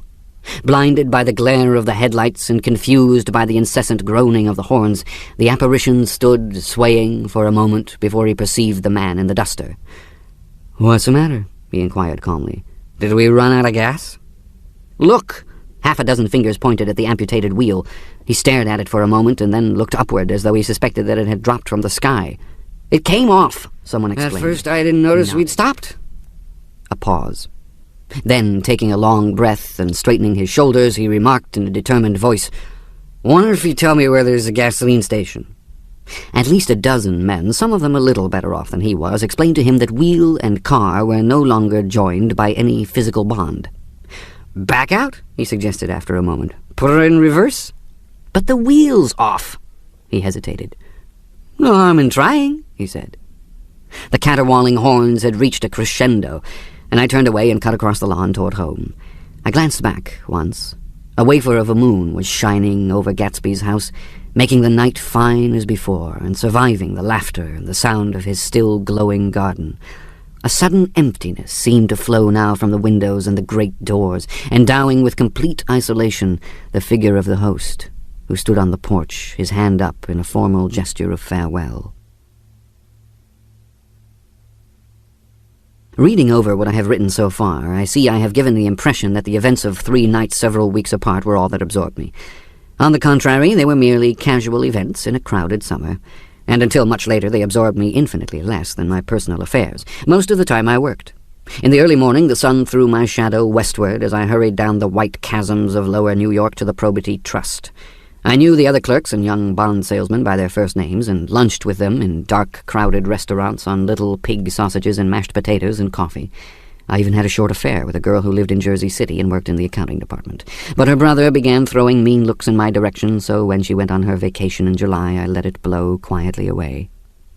I took dinner usually at the Yale Club. For some reason it was the gloomiest event of my day, and then I went upstairs to the library and studied investments and securities for a conscientious hour. There were generally a few rioters around, but they never came into the library, so it was a good place to work. After that, if the night was mellow, I strolled down Madison Avenue, past the old Murray Hill Hotel, and over 33rd Street to the Pennsylvania Station. I began to like New York, the racy, adventurous feel of it at night, and the satisfaction that the constant flicker of men and women and machines gives to the restless eye. I liked to walk up Fifth Avenue and pick out romantic women from the crowd, and imagine that in a few minutes I was going to enter into their lives, and no one would ever know or disapprove. Sometimes in my mind I followed them to their apartments on the corners of hidden streets, and they turned and smiled back at me before they faded through a door into warm darkness. At the enchanted metropolitan twilight, I felt a haunting loneliness sometimes, and felt it in others, poor young clerks who loitered in front of windows, waiting until it was time for a solitary restaurant dinner, young clerks in the dusk wasting the most poignant moments of night and life. Again at 8 o'clock, when the dark lanes of the 40s were 5 deep with throbbing taxicabs bound for the theater district, I felt a sinking in my heart. Forms leaned together in the taxis as they waited, and voices sang, and there was laughter from unheard jokes, and lighted cigarettes outlined unintelligible gestures inside. Imagining that I, too, was hurrying toward gaiety and sharing their intimate excitement, for a while I wished them well of Jordan Baker, and then in midsummer I found her again. At first I was flattered to go places with her, because she was a golf champion and everyone knew her name. Then it was something more. I wasn't actually in love, but I felt a sort of tender curiosity. The bored, haughty face that she turned to the world concealed something. Most affectations conceal something eventually, even though they don't in the beginning. And one day I found what it was. When we were on a house party together up in Warwick, she left a borrowed car out in the rain with the top down and then lied about it. And suddenly I remembered the story about her that had eluded me that night at Daisy's. At her first big golf tournament, there was a row that nearly reached the newspapers, a suggestion that she had moved her ball from a bad lie in the semifinal round. The thing approached the proportions of a scandal, then died away. A caddie retracted his statement, and the only other witness admitted that he might have been mistaken. The incident and the name had remained together in my mind. Jordan Baker instinctively avoided clever, shrewd men, and now I saw that this was because she felt safer on a plane where any divergence from a code would be thought impossible. She was incurably dishonest. She wasn't able to endure being at a disadvantage, and given this unwillingness, I suppose she had begun dealing in subterfuges when she was very young, in order to keep that cool, insolent smile turned to the world, and yet satisfy the demands of her hard, jaunty body. It made no difference to me. Dishonesty in a woman is a thing you never blame deeply. I was casually sorry, and then I forgot. It was on that same house party that we had a curious conversation about driving a car. It started because she passed so close to some workman that our fender flicked a button on one man's coat. "You're a rotten driver," I protested. "Either you ought to be more careful or you oughtn't to drive at all." "I am careful." "No, you're not." "Well, other people are," she said lightly. "What's that got to do with it?" "They'll keep out of my way," she insisted. "It takes two to make an accident." "Suppose you met somebody just as careless as yourself." "I hope I never will," she answered. "I hate careless people. That's why I like you." Her gray, sun-strained eyes stared straight ahead, but she had deliberately shifted our relations, and for a moment I thought I loved her. But I am slow-thinking, and full of interior rules that act as brakes on my desires, and I knew that first I had to get myself definitely out of that tangle back home. I'd been writing letters once a week and signing them Love Nick, and all I could think of was how when that certain girl played tennis, a faint mustache of perspiration appeared on her upper lip. Nevertheless, there was a vague understanding that had to be tactfully broken off before I was free. Everyone suspects himself of at least one of the cardinal virtues, and this is mine. I am one of the few honest people that I have ever known. Chapter 4. On Sunday morning, while church bells rang in the villages along shore, the world and its mistress returned to Gatsby's house and twinkled hilariously on his lawn. "He's a bootlegger," said the young ladies, moving somewhere between his cocktails and his flowers. "One time he killed a man who had found out that he was nephew to von Hindenburg and second cousin to the devil. Reach me a rose, honey, and pour me a last drop into that there crystal glass." Once I wrote down on the empty spaces of a timetable the names of those who came to Gatsby's house that summer. It is an old timetable now, disintegrating at its folds, and headed, "This schedule is in effect July 5th, 1922. But I can still read the grey names, and they will give you a better impression than my generalities of those who accepted Gatsby's hospitality and paid him the subtle tribute of knowing nothing whatever about him. From East Egg, then, came the Chester Beckers and the Leaches, and a man named Bunsen, whom I knew at Yale, and Dr. Webster Civet, who was drowned last summer up in Maine, and the Hornbeams and the Willie Voltaires, and a whole clan named Blackbuck, who always gathered in a corner and flipped up their noses like goats at whosoever came near, and the Ismays and the Christies, or rather Hubert Auerbach and Mr. Christie's wife, and Edgar Beaver, whose hair they say turned cotton white one winter afternoon for no good reason at all. Clarence Andive was from East Egg, as I remember. He came only once, in white knickerbockers, and had a fight with a bum named Etty in the garden. From further out on the island came the Cheadles, and the O.R.P. Schraders, and the Stonewall Jackson Abrams of Georgia, and the Fishguards, and the Ripley Snells. Snell was there 3 days before he went to the penitentiary, so drunk out on the gravel drive that Mrs. Ulysses Sweat's automobile ran over his right hand. The Danceys came, too, and S.B. Whitebait, who was well over 60, and Maurice A. Flink, and the Hammerheads, and Beluga, the tobacco importer, and Beluga's girls. From West Egg came the Mulreadys, and Cecil Roebuck, and Cecil Schoen, and Gulick, the state senator, and Newton Orchid, who controlled films par excellence, and Eckhoust, and Clyde Cohen, and Don S. Schwartz, the son, and Arthur McCarty, all connected with the movies in one way or another, and the Catlips, and the Bembergs, and G. Earl Muldoon, brother to that Muldoon who afterwards strangled his wife. Da Fontano, the promoter, came there, and Ed Legros, and James B. Rotgut Ferret, and the de Youngs, and Ernest Lilly. They came to gamble, and when Ferret wandered into the garden it meant he was cleaned out, and Associated Traction would have to fluctuate profitably next day.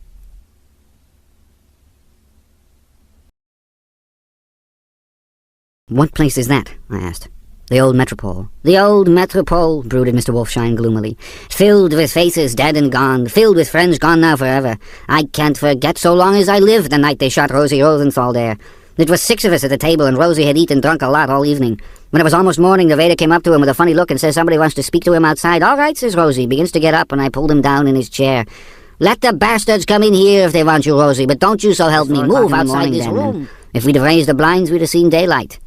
Did he go? I asked innocently. Sure he went. Mr. Wolfsheim's nose flashed at me indignantly. He turned around in the door and says, "Don't let that waiter take away my coffee." Then he went out on the sidewalk and they shot him 3 times in his full belly and drove away. 4 of them were electrocuted, I said, remembering. 5 with Becker. His nostrils turned to me in an interested way. I understand you're looking for a business connection. The juxtaposition of these 2 remarks was startling. Gatsby answered for me. Oh, no, he exclaimed. This isn't the man. No? Mr. Wolfsheim seemed disappointed. This is just a friend. I told you we'd talk about that some other time. I beg your pardon, said Mr. Wolfsheim. I had a wrong man. A succulent hash arrived, and Mr. Wolfsheim, forgetting the more sentimental atmosphere of the old metropole, began to eat with ferocious delicacy. His eyes, meanwhile, roved very slowly all around the room. He completed the arc by turning to inspect the people directly behind. I think that, except for my presence, he would have taken one short glance beneath our own table. Look here, old sport, said Gatsby, leaning toward me. I'm afraid I made you a little angry this morning in the car. There was the smile again, but this time I held out against it. I don't like mysteries, I answered, and I don't understand why you won't come out frankly and tell me what you want. Why has it all got to come through Miss Baker? Oh, it's nothing underhand, he assured me. Miss Baker's a great sportswoman, you know, and she'd never do anything that wasn't all right. Suddenly he looked at his watch, jumped up, and hurried from the room, leaving me with Mr. Wolfsheim at the table.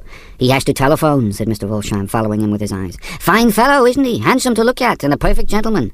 Yes. He's an Oxford man. Oh. He went to Oxford College in England. You know Oxford College? I've heard of it. It's one of the most famous colleges in the world. Have you known Gatsby for a long time? I inquired.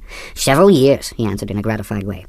I made the pleasure of his acquaintance just after the war, but I knew I had discovered a man of fine breeding after I talked with him an hour. I said to myself, there's the kind of man you'd like to take home and introduce to your mother and sister. He paused. I see you're looking at my cuff buttons. I hadn't been looking at them, but I did now. They were composed of oddly familiar pieces of ivory.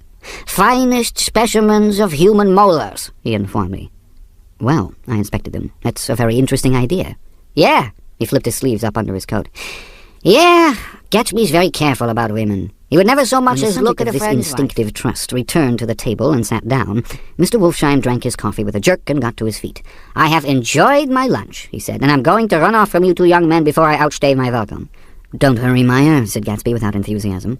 Mr. Wolfsheim raised his hand in a sort of benediction.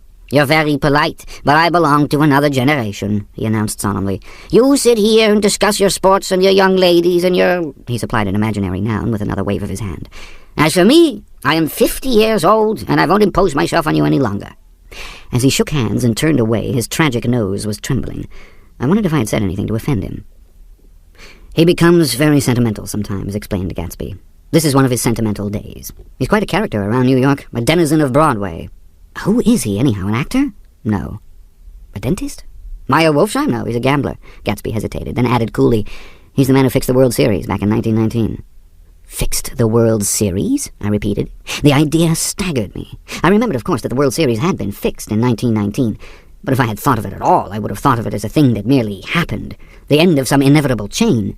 It never occurred to me that one man could start to play with the faith of 50 million people with the single-mindedness of a burglar blowing a safe. How did he happen to do that? I asked after a minute. He just saw the opportunity. Why isn't he in jail? They can't get him, old sport. He's a smart man.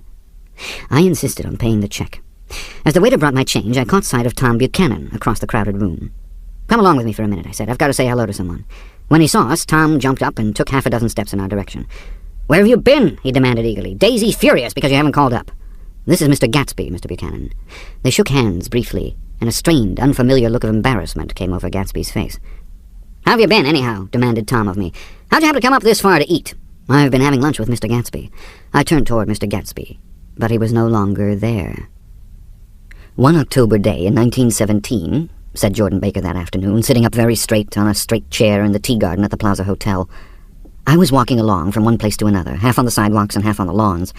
I was happier on the lawns, because I had on shoes from England with rubber knobs on the soles that bit into the soft ground. I had on a new plaid skirt, also, that blew a little in the wind, and whenever this happened, the red, white, and blue banners in front of all the houses stretched out stiff and said tut-tut-tut-tut in a disapproving way. The largest of the banners and the largest of the lawns belonged to Daisy Fay's house. She was just 18, 2 years older than me, and by far the most popular of all the young girls in Louisville. She dressed in white and had a little white roadster, and all day long the telephone rang in her house, and excited young officers from Camp Taylor demanded the privilege of monopolizing her that night. Anyways, for an hour. When I came opposite her house that morning, her white roadster was beside the curb, and she was sitting in it with a lieutenant I had never seen before. They were so engrossed in each other that she didn't see me until I was 5 feet away. "Hello, Jordan," she called unexpectedly. "Please come here." I was flattered that she wanted to speak to me because of all the older girls I admired her most. She asked me if I was going to the Red Cross and make bandages. I was. Well, then, would I tell them that she couldn't come that day? The officer looked at Daisy while she was speaking, in a way that every young girl wants to be looked at some time. And because it seemed romantic to me, I have remembered the incident ever since. His name was Jay Gatsby, and I didn't lay eyes on him again for over 4 years. Even after I'd met him on Long Island, I didn't realize it was the same man. By the next year, I had a few beaux myself, and I began to play in tournaments, so I didn't see Daisy very often. She went with a slightly older crowd, when she went with anyone at all. Wild rumors were circulating about her, how her mother had found her packing her bag one winter night to go to New York and say goodbye to a soldier who was going overseas. She was effectually prevented, but she wasn't on speaking terms with her family for several weeks. After that, she didn't play around with the soldiers anymore, but only with a few flat-footed, short-sighted young men in town who couldn't get into the army at all. By the next autumn, she was gay again, gay as ever. She had a debut after the armistice, and in February she was presumably engaged to a man from New Orleans. In June, she married Tom Buchanan of Chicago, with more pomp and circumstance than Louisville ever knew before. He came down with 100 people in 4 private cars, and hired a whole floor of the Seelbach Hotel, and the day before the wedding he gave her a string of pearls valued at $350,000. I was a bridesmaid. I came into her room half an hour before the bridal dinner, and found her lying on her bed, as lovely as the June night in her flowered dress, and as drunk as a monkey. She had a bottle of Sauterne in one hand and a letter in the other. "Congratulate me," she muttered. "Never had a drink before, but oh, how I do enjoy it." "What's the matter, Daisy?" I was scared, I can tell you. I'd never seen a girl like that before. "Here, dears." She groped around in a wastebasket she had with her on the bed and pulled out the string of pearls. "Take 'em downstairs and give 'em back to whoever they belong to. Tell 'em all Daisy's changed her mind. Say, Daisy's changed her mind." She began to cry. She cried and cried. I rushed out and found her mother's maid, and we locked the door and got her into a cold bath. She wouldn't let go of the letter. She took it into the tub with her and squeezed it up into a wet ball, and only let me leave it in the soap dish when she saw that it was coming to pieces like snow. But she didn't say another word. We gave her spirits of ammonia and put ice on her forehead and hooked her back into her dress, and half an hour later when we walked out of the room, the pearls were around her neck, and the incident was over. Next day at 5 o'clock she married Tom Buchanan without so much as a shiver, and started off on a 3-month trip to the South Seas. I saw them in Santa Barbara when they came back, and I thought I'd never seen a girl so mad about her husband.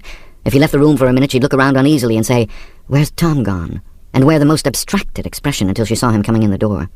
She used to sit on the sand with his head in her lap by the hour, rubbing her fingers over his eyes and looking at him with unfathomable delight. It was touching to see them together.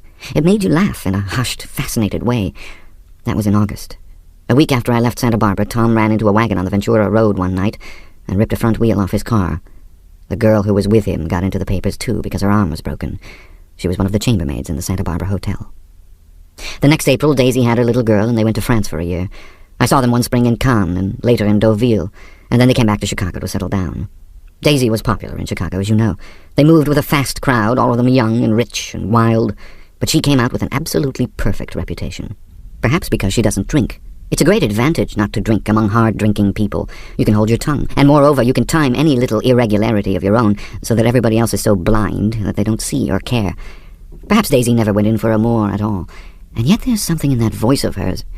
Well, about 6 weeks ago, she heard the name Gatsby for the first time in years. It was when I asked you, do you remember, if you knew Gatsby in West Egg.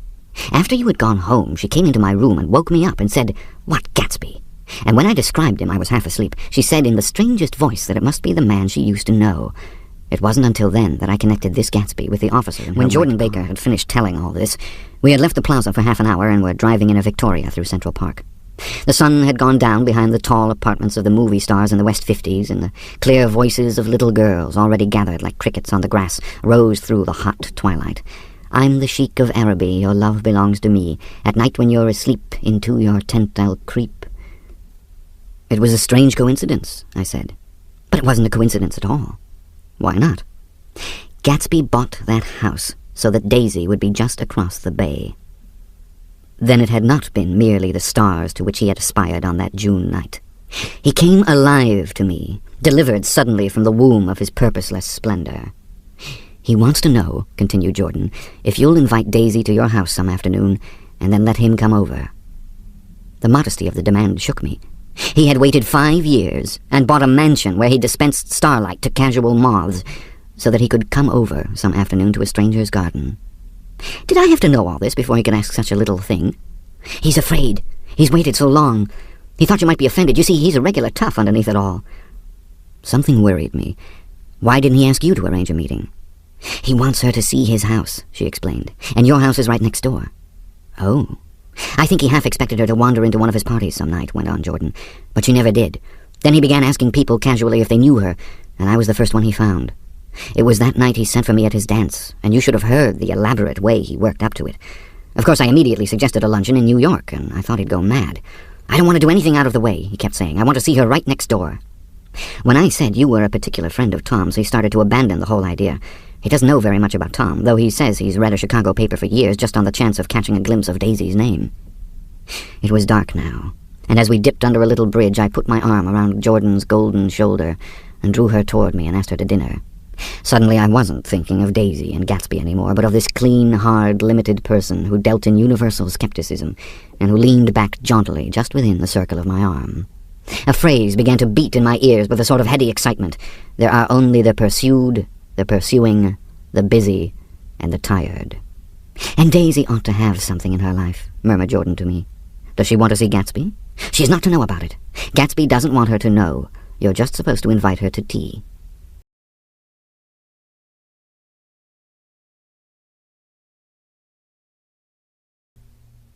Chapter 5. When I came home to West Egg that night, I was afraid for a moment that my house was on fire.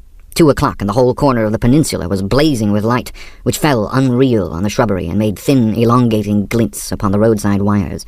Turning a corner, I saw that it was Gatsby's house, lit from tower to cellar. At first I thought it was another party, a wild rout that had resolved itself into hide-and-go-seek or sardines in the box, with all the house thrown open to the game. But there wasn't a sound. Only wind in the trees, which blew the wires and made the lights go off and on again, as if the house had winked into the darkness.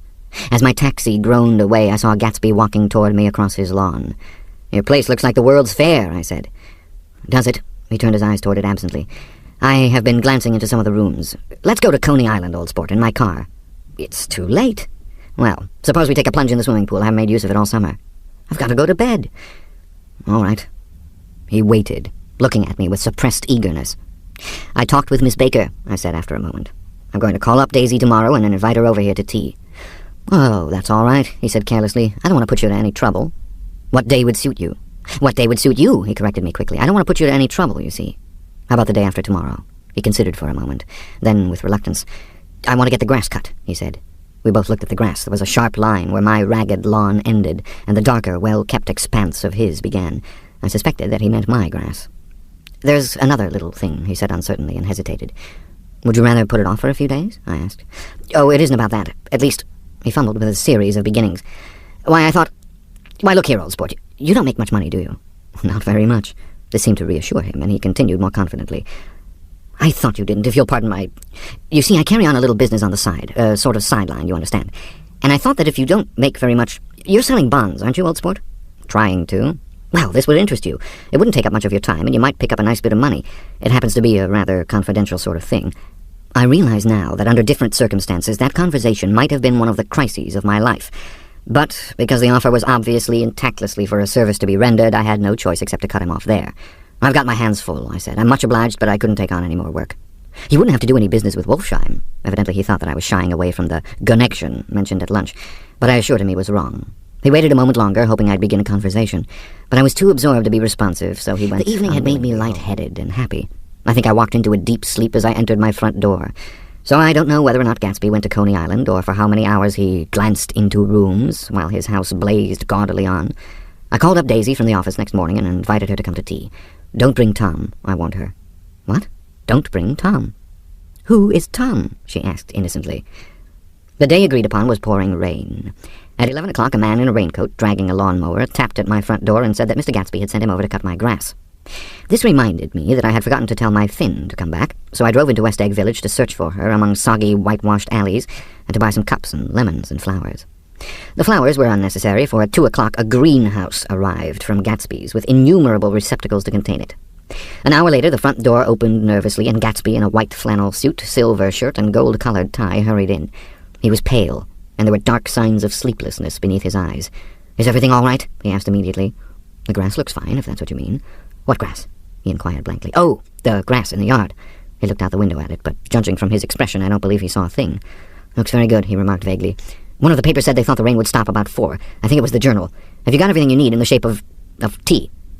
I took him into the pantry, where he looked a little reproachfully at the Finn.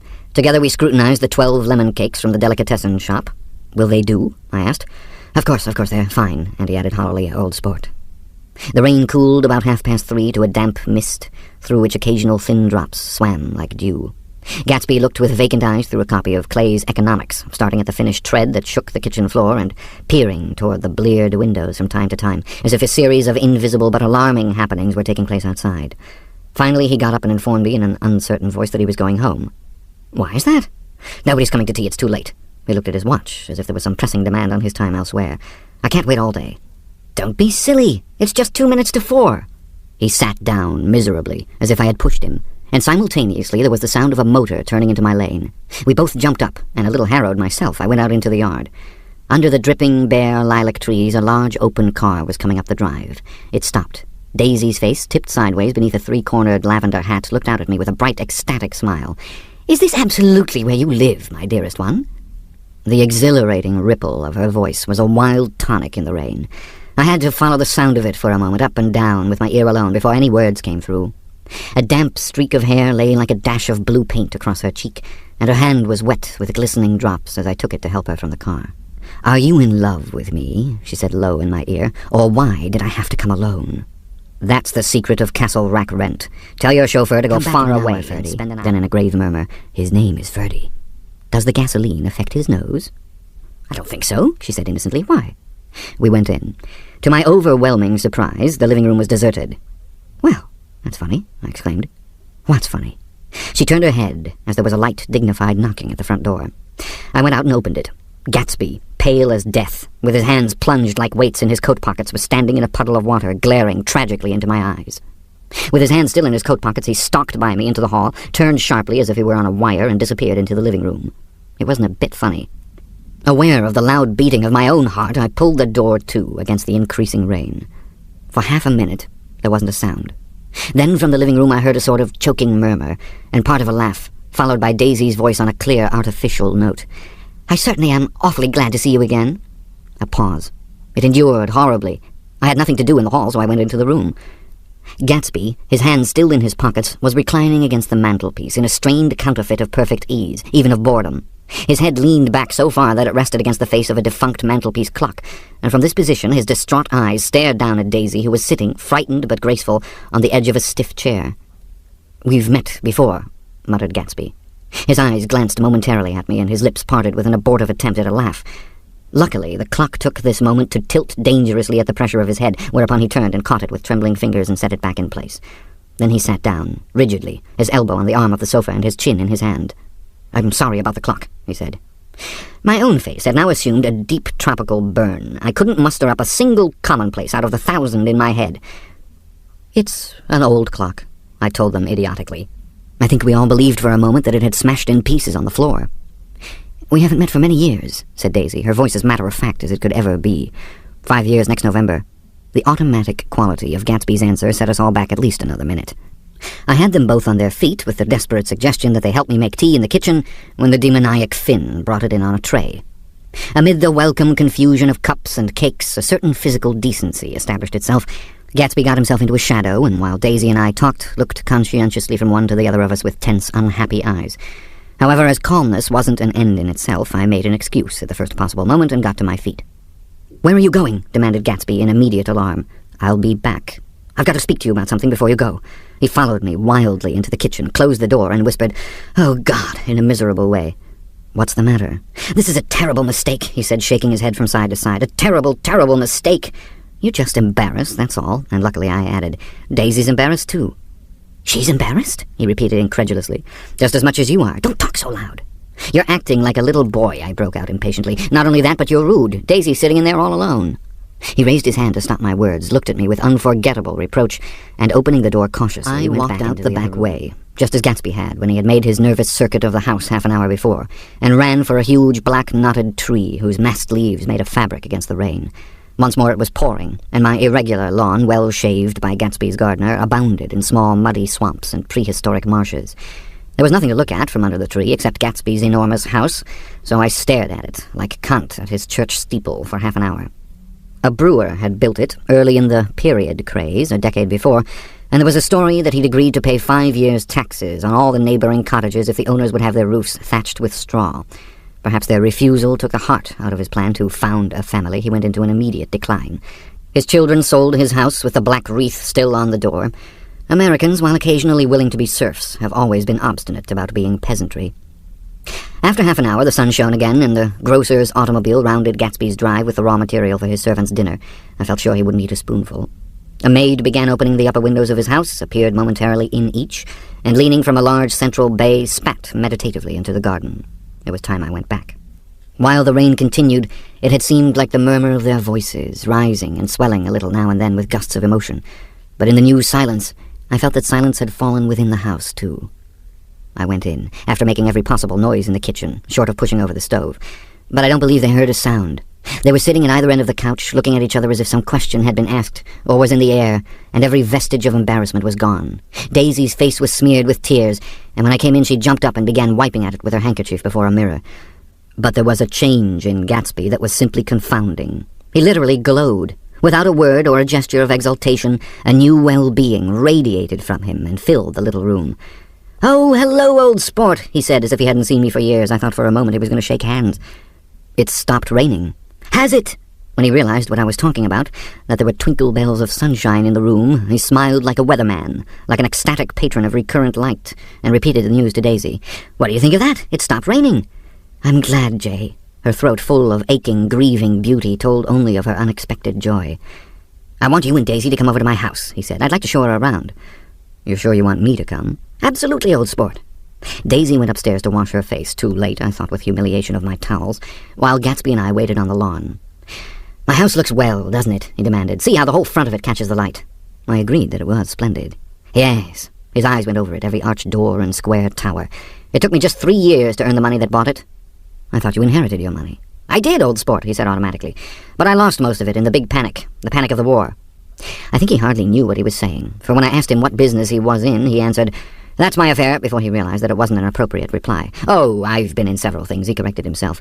"I was in the drug business, and then I was in the oil business, but I'm not in either one now." He looked at me with more attention. "Do you mean you've been thinking over what I proposed the other night?" Before I could answer, Daisy came out of the house, and 2 rows of brass buttons on her dress. "Huge place there?" she cried, pointing. "Do you like it?" "Oh, I love it, but I don't see how you live there all alone." "I keep it always full of interesting people, night and day, people who do interesting things, celebrated people." Instead of taking the shortcut along the Sound, we went down to the road and entered by the big postern. With enchanting murmurs, Daisy admired this aspect or that of the feudal silhouette against the sky, admired the gardens, the sparkling odour of jonquils, and the frothy odour of hawthorn, and the pale gold odour of Kiss Me at the Gate. It was strange to reach the marble steps and find no stir of bright dresses in and out of the door, and hear no sound but bird voices in the trees. And inside, as we wandered through Marie Antoinette music rooms and restoration salons, I felt that there were guests concealed behind every couch and table, under orders to be breathlessly silent until we had passed through. As Gatsby closed the door of the Merton College Library, I could have sworn I heard the owl-eyed man break into ghostly laughter. We went upstairs, through period bedrooms swathed in rose and lavender silk and vivid with new flowers, through dressing rooms and pool rooms and bathrooms with sunken baths, intruding into one chamber where a disheveled man in pajamas was doing liver exercises on the floor. It was Mr. Klipspringer, the boarder. I had seen him wandering hungrily about the beach that morning. Finally, we came to Gatsby's own apartment, a bedroom and a bath and an Adam's study, where we sat down and drank a glass of some chartreuse he took from a cupboard in the wall. He hadn't once ceased looking at Daisy, and I think he revalued everything in his house according to the measure of response it drew from her well-loved eyes. Sometimes, too, he stared around at his possessions in a dazed way, as though in her actual and astounding presence none of it was any longer real. Once he nearly toppled down a flight of stairs. His bedroom was the simplest room of all, except where the dresser was garnished with a toilet set of pure, dull gold.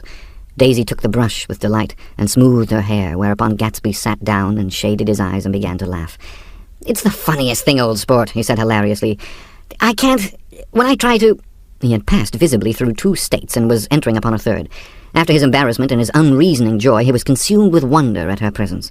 He had been full of the idea so long, dreamed it right through to the end, waited with his teeth set, so to speak, at an inconceivable pitch of intensity. Now, in the reaction, he was running down like an overwound clock. Recovering himself in a minute, he opened for us 2 hulking patent cabinets, which held his massed suits and dressing gowns and ties and his shirts, piled like bricks in stacks a dozen high. I've got a man in England who buys me clothes. He sends over a selection of things at the beginning of each season, spring and fall. He took out a pile of shirts and began throwing them one by one before us, shirts of sheer linen and thick silk and fine flannel, which lost their folds as they fell and covered the table in many-coloured disarray. While we admired, he brought more in the soft, rich heap mounted higher, shirts with stripes and scrolls and plaids in coral and apple green and lavender and faint orange, with monograms of Indian blue. Suddenly, with a strained sound, Daisy bent her head into the shirts and began to cry stormily. "They're such beautiful shirts," she sobbed, her voice muffled in the thick folds. "It makes me sad because I've never seen such beautiful shirts before."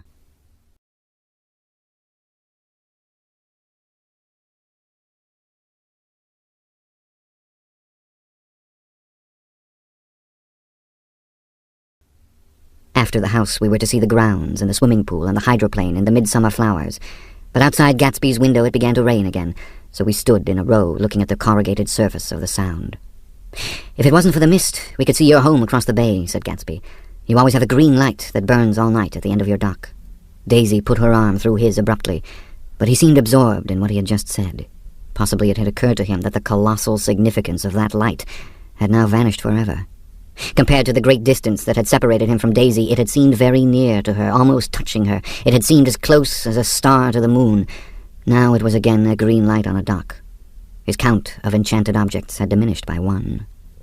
I began to walk about the room, examining various indefinite objects in the half-darkness. A large photograph of an elderly man in yachting costume attracted me, hung on the wall over his desk. "Who's this?" "That's Mr. Dan Cody, old sport." The name sounded faintly familiar. "He's dead now. He used to be my best friend years ago." There was a small picture of Gatsby, also in yachting costume, on the bureau. Gatsby, with his head thrown back defiantly, taken apparently when he was about 18. "I adore it," exclaimed Daisy. "The pompadour. You never told me you had a pompadour or a yacht."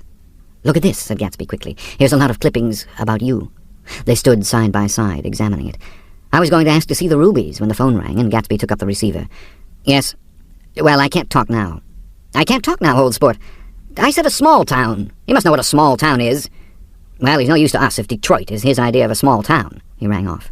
"Come here, quick!" cried Daisy at the window.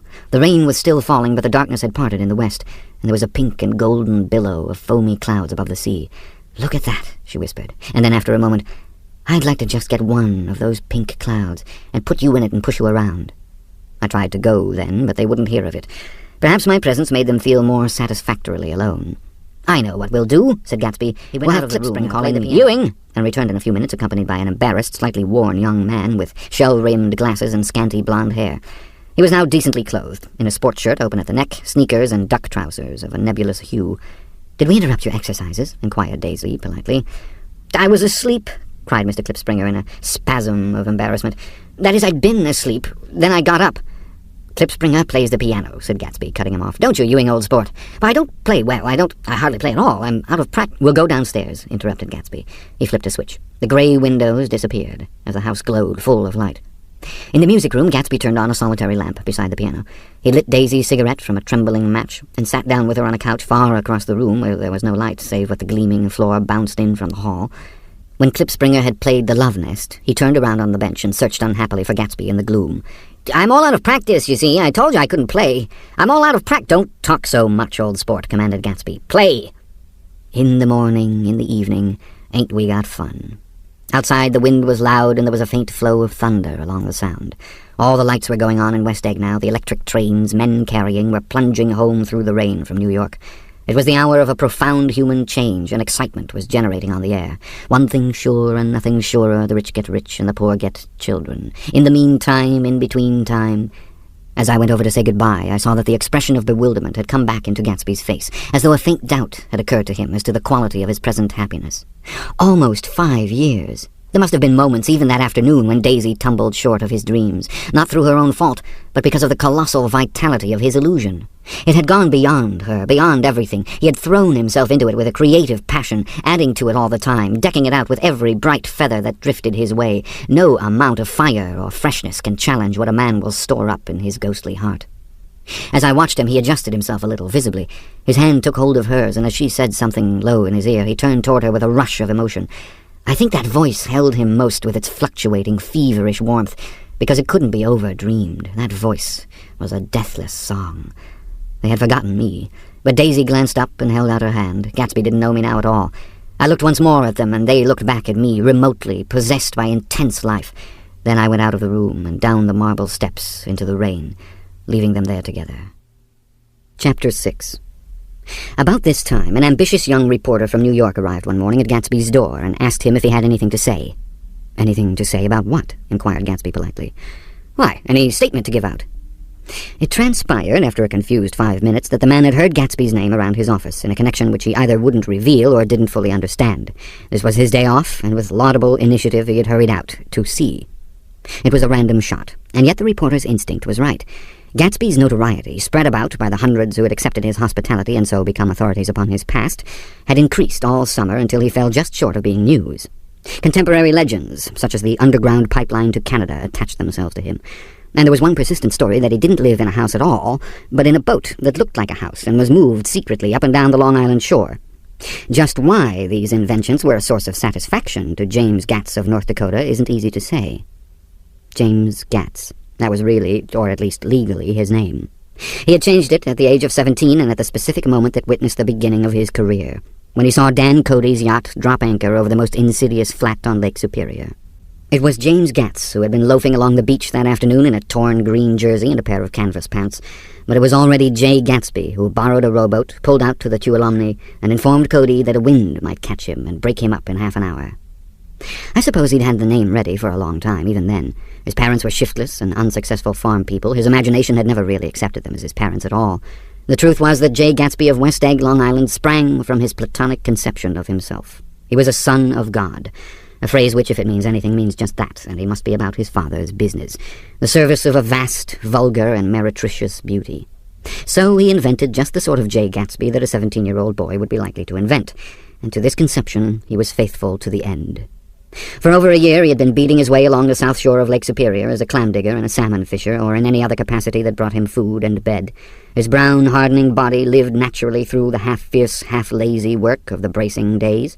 He knew women early, and since they spoiled him, he became contemptuous of them, of young virgins because they were ignorant, of the others because they were hysterical about things which in his overwhelming self-absorption he took for granted. But his heart was in a constant, turbulent riot. The most grotesque and fantastic conceits haunted him in his bed at night. A universe of ineffable gaudiness spun itself out in his brain while the clock ticked on the washstand and the moon soaked with wet light his tangled clothes upon the floor. Each night he added to the pattern of his fancies until drowsiness closed down upon some vivid scene with an oblivious embrace. For a while these reveries provided an outlet for his imagination. They were a satisfactory hint of the unreality of reality, a promise that the rock of the world was founded securely on a fairy's wing. An instinct toward his future glory had led him some months before to the small Lutheran college of St. Olaf in southern Minnesota. He stayed there 2 weeks, dismayed at its ferocious indifference to the drums of his destiny, to destiny itself, and despising the janitor's work with which he was to pay his way through. Then he drifted back to Lake Superior, and he was still searching for something to do on the day that Dan Cody's yacht dropped anchor. Cody was 50 years old then, a product of the Nevada silver fields, of the Yukon, of every rush for metal since '75. The transactions in Montana copper that made him many times a millionaire found him physically robust, but on the verge of soft-mindedness. And, suspecting this, an infinite number of women tried to separate him from his money. The none-too-savory ramifications by which Ella Kay, the newspaper woman, played Madame de Maintenon to his weakness and sent him to sea in a yacht were common knowledge in the turgid subjournalism of 1902. He had been coasting along all too hospitable shores for 5 years when he turned up as James Gats's destiny in Little Girl Bay. To young Gatz, resting on his oars and looking up at the railed deck, that yacht represented all the beauty and glamour in the world. I suppose he smiled at Cody. He had probably discovered that people liked him when he smiled. At any rate, Cody asked him a few questions, one of them elicited the brand-new name, and found that he was quick and extravagantly ambitious. A few days later he took him to Duluth and bought him a blue coat, 6 pairs of white duck trousers, and a yachting cap. And when the 2 alumni left for the West Indies and the Barbary Coast, Gatsby left too. He was employed in a vague personal capacity. While he remained with Cody, he was in turn steward, mate, skipper, secretary, and even jailer, for Dan Cody sober knew what lavish doings Dan Cody drunk might soon be about, and he provided for such contingencies by reposing more and more trust in Gatsby. The arrangement lasted 5 years, during which the boat went 3 times around the continent. It might have lasted indefinitely, except for the fact that Ella Kay came on board one night in Boston, and a week later Dan Cody inhospitably died. I remember the portrait of him, up in Gatsby's bedroom, a grey, florid man with a hard, empty face. The pioneer debauchee, who, during one phase of American life, brought back to the eastern seaboard the savage violence of the frontier brothel and saloon. It was indirectly due to Cody that Gatsby drank so little. Sometimes in the course of gay parties, women used to rub champagne into his hair. For himself, he formed the habit of letting liquor alone.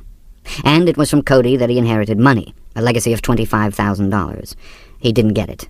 He never understood the legal device that was used against him, but what remained of the millions went intact to LRK. He was left with his singularly appropriate education. The vague contour of Jay Gatsby had filled out to the substantiality of a man. He told me all this very much later, but I've put it down here with the idea of exploding those first wild rumors about his antecedents, which weren't even faintly true. Moreover, he told it to me at a time of confusion, when I had reached the point of believing everything and nothing. Short halt, while Gatsby, so to speak, caught his breath, to clear this set of misconceptions away. It was a halt, too, in my association with his affairs. For several weeks I didn't see him or hear his voice on the phone. Mostly I was in New York, trotting around with Jordan and trying to ingratiate myself with her senile aunt. But finally I went over to his house one Sunday afternoon. I hadn't been there 2 minutes when somebody brought Tom Buchanan in for a drink. I was startled, naturally, but the really surprising thing was that it hadn't happened before. They were a party of 3 on horseback, Tom and a man named Sloane and a pretty woman in a brown riding habit who had been there previously. "I'm delighted to see you," said Gatsby, standing on his porch. "I'm delighted that you dropped in." As though they cared. "Sit right down. Have a cigarette or a cigar." He walked around the room quickly, ringing bells. "I'll have something for you to drink in just a minute." He was profoundly affected by the fact that Tom was there, but he would be uneasy anyhow until he had given them something, realizing in a vague way that that was all they came for. Mr. Sloane wanted nothing. A lemonade? No thanks. A little champagne? Nothing at all, thanks. I'm sorry. "Did you have a nice ride?" "Very good roads around here." "I suppose the automobiles—" "Yeah." Moved by an irresistible impulse, Gatsby turned to Tom, who had accepted the introduction as a stranger. "I believe we've met somewhere before, Mr. Buchanan." "Oh, yes," said Tom, gruffly polite, but obviously not remembering. "So we did. I remember very well." "About 2 weeks ago." "That's right. You were with Nick here." "I know your wife," continued Gatsby, almost aggressively. "That's so." Tom turned to me. "You live near here, Nick?" "Next door." "That's so." Mr. Sloane didn't enter into the conversation, but lounged back haughtily in his chair. The woman said nothing either, until, unexpectedly, after 2 highballs, she became cordial.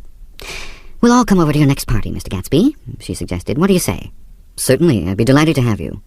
"Be very nice," said Mr. Sloane without gratitude. "Well, think I ought to be starting home." "Please don't hurry," Gatsby urged them. He had control of himself now, and he wanted to see more of Tom. Why don't you stay for supper? I wouldn't be surprised if some other people dropped in from New York." "You come to supper with me," said the lady enthusiastically. "Both of you." This included me. Mr. Sloane got to his feet. "Come along," he said, but to her only. "I mean it," she insisted. "I'd love to have you. Lots of room." Gatsby looked at me questioningly. He wanted to go, and he didn't see that Mr. Sloane had determined he shouldn't. "I'm afraid I won't be able to," I said. "Well, you come," she urged, concentrating on Gatsby. Mr. Sloane murmured something close to her ear. "We won't be late if we start now," she insisted aloud. "I haven't got a horse," said Gatsby. "I used to ride in the army, but I've never bought a horse. I'll have to follow you in my car. Excuse me for just a minute." The rest of us walked out on the porch, where Sloane and the lady began an impassioned conversation aside. "My God, I believe the man's coming," said Tom. "Doesn't he know she doesn't want him?" "She says she does want him." "She has a big dinner party, and he won't know a soul there." He frowned. "I wonder where in the devil he met Daisy. By God, I may be old-fashioned in my ideas, but women run around too much these days to suit me. They meet all kinds of crazy fish." Suddenly Mr. Sloane and the lady walked down the steps and mounted their horses. "Come on," said Mr. Sloane to Tom. "We're late. We've got to go." And then to me. "Tell him we couldn't wait, will you?" Tom and I shook hands, the rest of us exchanged a cool nod, and they trotted quickly down the drive, disappearing under the August foliage, just as Gatsby with hat and light overcoat in hand came up, evidently perturbed at Daisy's running around alone, for on the following Saturday night he came with her to Gatsby's party. Perhaps his presence gave the evening its peculiar quality of oppressiveness. It stands out in my memory from Gatsby's other parties that summer. There were the same people, or at least the same sort of people, the same profusion of champagne, the same many-colored, many-keyed commotion. But I felt an unpleasantness in the air, a pervading harshness that hadn't been there before. Or perhaps I had merely grown used to it, grown to accept West Egg as a world complete in itself, with its own standards and its own great figures, second to nothing because it had no consciousness of being so. And now I was looking at it again, through Daisy's eyes. It is invariably saddening to look through new eyes at things upon which you have expended your own powers of adjustment. They arrived at twilight, and as we strolled out among the sparkling hundreds, Daisy's voice was playing murmurous tricks in her throat. "These things excite me so," she whispered. "If you want to kiss me at any time during the evening, Nick, just let me know, and I'll be glad to arrange it for you. Just mention my name, or present a green card. I'm giving out green—" "Look around," suggested Gatsby. "I'm looking around. I'm having a marvelous—" "You must see the faces of many people you've heard about." Tom's arrogant eyes roamed the crowd. "We don't go around very much," he said. "In fact, I was just thinking I don't know a soul here." "Perhaps you know that lady." Gatsby indicated a gorgeous, scarcely human orchid of a woman who sat in state under a white plum tree. Tom and Daisy stared with that peculiarly unreal feeling that accompanies the recognition of a hitherto ghostly celebrity of the movies. "She's lovely," said Daisy. "The man bending over her is her director." He took them ceremoniously from group to group. Mrs. Buchanan and Mr. Buchanan. After an instant's hesitation he added, "the polo player." "Oh, no," objected Tom quickly, "not me." But evidently the sound of it pleased Gatsby, for Tom remained the polo player for the rest of the evening. "I've never met so many celebrities," Daisy exclaimed. "I liked that man, what was his name, with a sort of blue nose." Gatsby identified him, adding that he was a small producer. "Well, I liked him anyhow." "I'd a little rather not be the polo player," said Tom pleasantly. "I'd rather look at all these famous people in oblivion." Daisy and Gatsby danced. I remember being surprised by his graceful conservative foxtrot. I had never seen him dance before. Then they sauntered over to my house and sat on the steps for half an hour, while at her request I remained watchfully in the garden. "In case there's a fire or a flood," she explained. Tom appeared from his oblivion as we were sitting down to supper together. "Do you mind if I eat with some people over here?" he said. "A fellow's getting off some funny stuff." "Go ahead," answered Daisy genially. "And if you want to take down any addresses, here's my little gold pencil." She looked around after a moment and told me the girl was common but pretty, and I knew that except for the half hour she'd been alone with Gatsby, she wasn't having a good time. We were at a particularly tipsy table. That was my fault. Gatsby had been called to the phone, and I'd enjoyed these same people only 2 weeks before. But what had amused me then turned septic on the air now. "How do you feel, Miss Bedecker?" The girl addressed was trying unsuccessfully to slump against my shoulder. At this inquiry she sat up and opened her eyes. "What?" A massive and lethargic woman who had been urging Daisy to play golf with her at the local club tomorrow spoke in Miss Bedecker's defense. "Oh, she's all right now. When she's had 5 or 6 cocktails, she always starts screaming like that. I tell her she ought to leave it alone." "I do leave it alone," affirmed the accused hollowly. "We heard you yelling, so I said to Doc Civet here, there's somebody that needs your help, Doc." "She's much obliged, I'm sure," said another friend without gratitude. "But you got her dress all wet when you stuck her head in the pool." "Anything I hate is to get my head stuck in a pool," mumbled Miss Bedecker. "They almost drowned me once over in New Jersey." "Then you ought to leave it alone," countered Dr. Civet.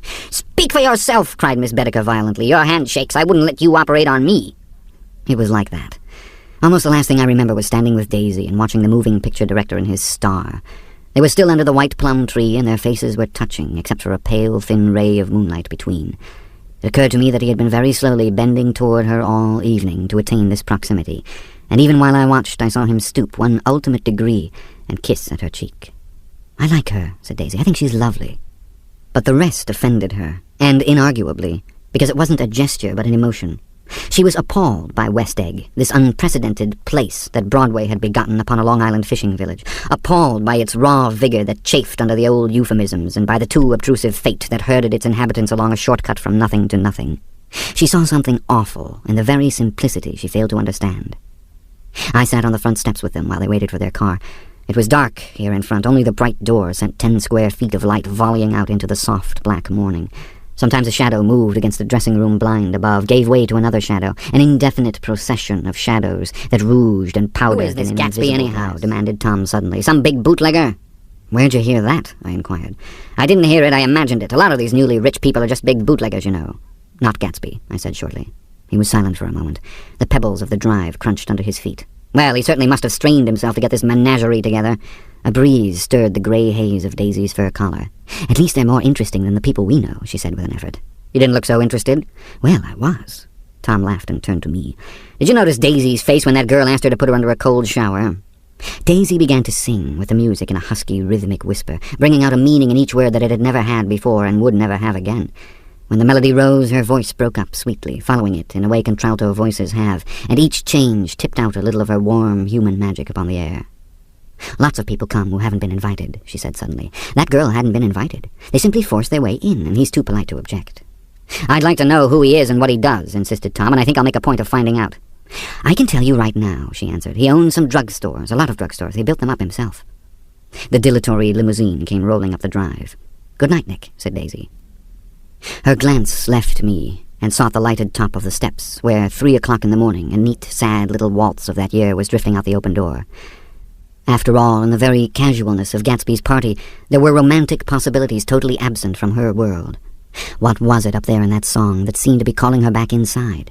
What would happen now, in the dim, incalculable hours? Perhaps some unbelievable guest would arrive, a person infinitely rare and to be marveled at, some authentically radiant young girl who, with one fresh glance at Gatsby, one moment of magical encounter, would blot out those 5 years of unwavering devotion.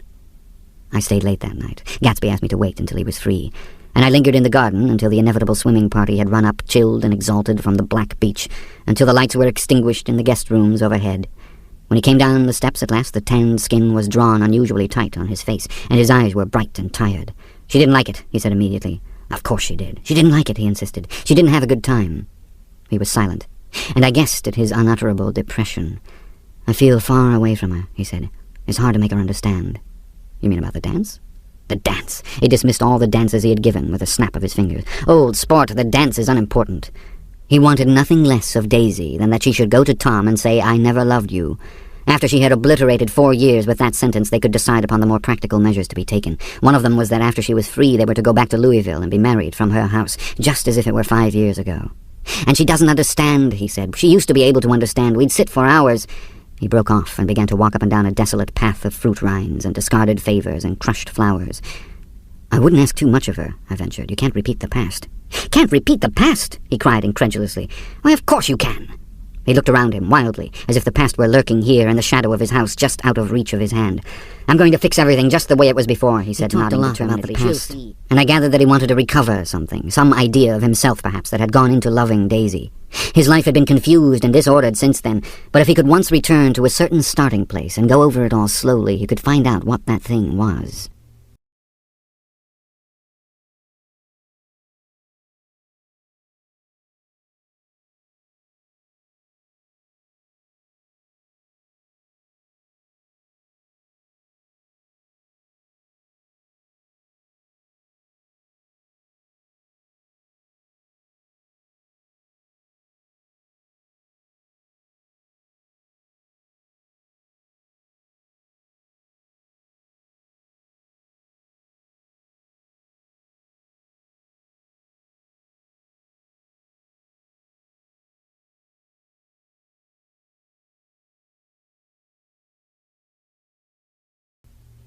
Through all he said, even through his appalling sentimentality, I was reminded of something.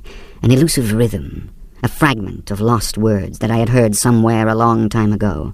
For a moment a phrase tried to take shape in my mouth, and my lips parted like a dumb man's, as though there was more struggling upon them than a wisp of startled air. But they made no sound, and what I had almost remembered was uncommunicable forever. Chapter 7. It was when curiosity about Gatsby was at its highest that the lights in his house failed to go on one Saturday night, and as obscurely as it had begun, his career as Trimalchio was over. Only gradually did I become aware that the automobiles which turned expectantly into his drive stayed for just a minute and then drove sulkily away. Wondering if he was sick, I went over to find out. An unfamiliar butler with a villainous face squinted at me suspiciously from the door. "Is Mr. Gatsby sick?" "Nope." After a pause he added, "Sir," in a dilatory, grudging way. I hadn't seen him around, and I was rather worried. "Tell him Mr. Carroway came over." "Who?" he demanded rudely. "Carroway." "Carroway, all right, I'll tell him." Abruptly he slammed the door. My Finn informed me that Gatsby had dismissed every servant in his house a week ago, and replaced them with half a dozen others who never went into West Egg Village to be bribed by the tradesmen, but ordered moderate supplies over the telephone. The grocery boy reported that the kitchen looked like a pigsty, and the general opinion in the village was that the new people weren't servants at all. Next day Gatsby called me on the phone. "Going away?" I inquired. "No, old sport. I hear you fired all your servants." I wanted somebody who wouldn't gossip. Daisy comes over quite often, in the afternoons. So the whole caravanserai had fallen in, like a card house, at the disapproval in her eyes. "There's some people Wolfsheim wanted to do something for. They're all brothers and sisters. They used to run a small hotel." "I see." He was calling up at Daisy's request. Would I come to lunch at her house tomorrow? Miss Baker would be there. Half an hour later, Daisy herself telephoned and seemed relieved to find that I was coming. Something was up. And yet I couldn't believe that they would choose this occasion for a scene, especially for the rather harrowing scene that Gatsby had outlined in the garden. The next day was broiling, almost the last, certainly the warmest of the summer. As my train emerged from the tunnel into sunlight, only the hot whistles of the National Biscuit Company broke the simmering hush at noon. The straw seats of the car hovered on the edge of combustion. The woman next to me perspired delicately for a while into her white shirtwaist, and then, as her newspaper dampened under her fingers, lapsed despairingly into deep heat with a desolate cry. Her pocketbook slapped to the floor. "Oh, my," she gasped. I picked it up with a weary bend and handed it back to her, holding it at arm's length and by the extreme tip of the corners to indicate that I had no designs upon it, but everyone nearby, including the woman, suspected me just the same. "Hot," said the conductor to familiar faces. "Some weather." "Hot.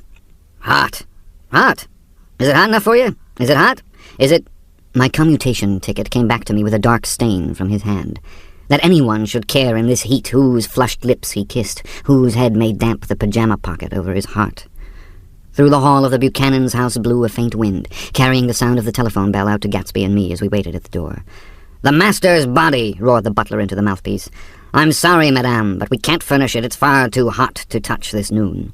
What he really said was, "Yes, yes, came toward us, glistening slightly to take our stiff straw hats. "Madame expects you in the salon," he cried, needlessly indicating the direction. In this heat every extra gesture was an affront to the common store of life. The room, shadowed well with awnings, was dark and cool. Daisy and Jordan lay upon an enormous couch like silver idols, weighing down their own white dresses against the singing breeze of the fans. "We can't move," they said together. Jordan's fingers, powdered white over their tan, rested for a moment in mine. "And Mr. Thomas Buchanan, the athlete?" I inquired. Simultaneously I heard his voice, gruff, muffled, husky, at the hall telephone. Gatsby stood in the center of the crimson carpet and gazed around with fascinated eyes. Daisy watched him and laughed her sweet, exciting laugh. A tiny gust of powder rose from her bosom into the air. "The rumor is," whispered Jordan, "that that's Tom's girl on the telephone." We were silent. The voice in the hall rose high with annoyance. "Very well, then I won't sell you the car at all. I'm under no obligations to you at all. And as for your bothering me about it at lunchtime, I won't stand that at all." "Holding down the receiver," said Daisy cynically. "No, he's not," I assured her. "It's a bona fide deal. I happen to know about it." Tom flung open the door, blocked out its space for a moment with his thick body, and hurried into the room. "Mr. Gatsby," he put out his broad, flat hand with well-concealed dislike. "I'm glad to see you, sir. Nick?" "Make us a cold drink," cried Daisy. As he left the room again, she got up and went over to Gatsby and pulled his face down, kissing him on the mouth. "You know I love you," she murmured. "You forget there's a lady present," said Jordan. Daisy looked around doubtfully. "You kiss Nick, too? What a low, vulgar girl." "I don't care," cried Daisy, and began to clog on the brick fireplace. Then she remembered the heat and sat down guiltily on the couch, just as a freshly laundered nurse leading a little girl came into the room. "Blessed, precious," she crooned, holding out her arms. "Come to your own mother that loves you." The child, relinquished by the nurse, rushed across the room and rooted shyly into her mother's dress. "The blessed, precious. Did Mother get powder on your old yellowy hair? Stand up now and say howdy-do." Gatsby and I, in turn, leaned down and took the small, reluctant hand. Afterward, he kept looking at the child with surprise. I don't think he had ever really believed in its existence before. "I got dressed before luncheon," said the child, turning eagerly to Daisy. "That's because your mother wanted to show you off." Her face bent into the single wrinkle of the small white neck.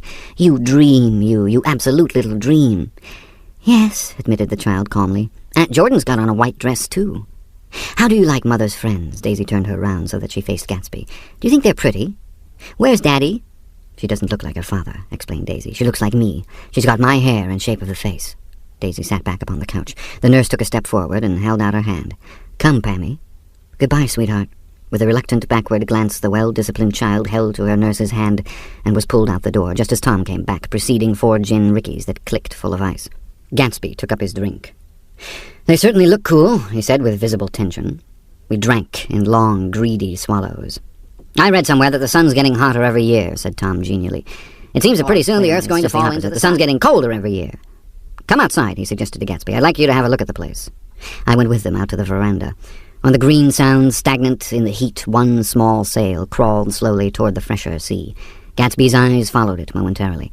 He raised his hand and pointed across the bay. "I'm right across from you." "So you are." Our eyes lifted over the rose beds and the hot lawn and the weedy refuse of the dog days along shore. Slowly the white wings of the boat moved against the blue, cool limit of the sky. Ahead lay the scalloped ocean and the abounding, blessed isles. "There's sport for you," said Tom, nodding. "I'd like to be out there with him for about an hour." We had luncheon in the dining room, darkened too against the heat, and drank down nervous gaiety with the cold ale. "What'll we do with ourselves this afternoon?" cried Daisy, "and the day after that, and the next 30 years? "Don't be morbid," Jordan said. "Life starts all over again when it gets crisp in the fall."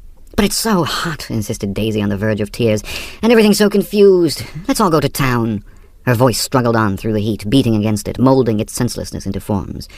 "I've heard of making a garage out of a stable," Tom was saying to Gatsby, "but I'm the first man who ever made a stable out of a garage." "Who wants to go to town?" demanded Daisy insistently. Gatsby's eyes floated toward her. "Ah," she cried, "you look so cool."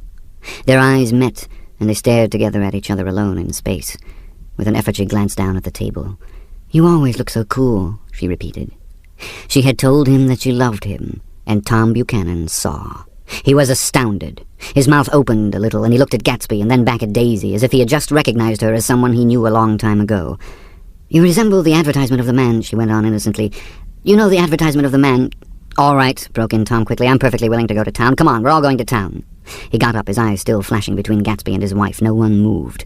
"Come on!" His temper cracked a little. "What's the matter anyhow? If we're going to town, let's start." His hand, trembling with his effort at self-control, bore to his lips the last of his glass of ale. Daisy's voice got us to our feet and out onto the blazing gravel drive. "Are we just going to go?" she objected. "Like this? Aren't we going to let anyone smoke a cigarette first?" "Everybody smoked all through lunch." "Oh, let's have fun," she begged him. "It's too hot to fuss." He didn't answer. "Have it your own way," she said. "Come on, Jordan."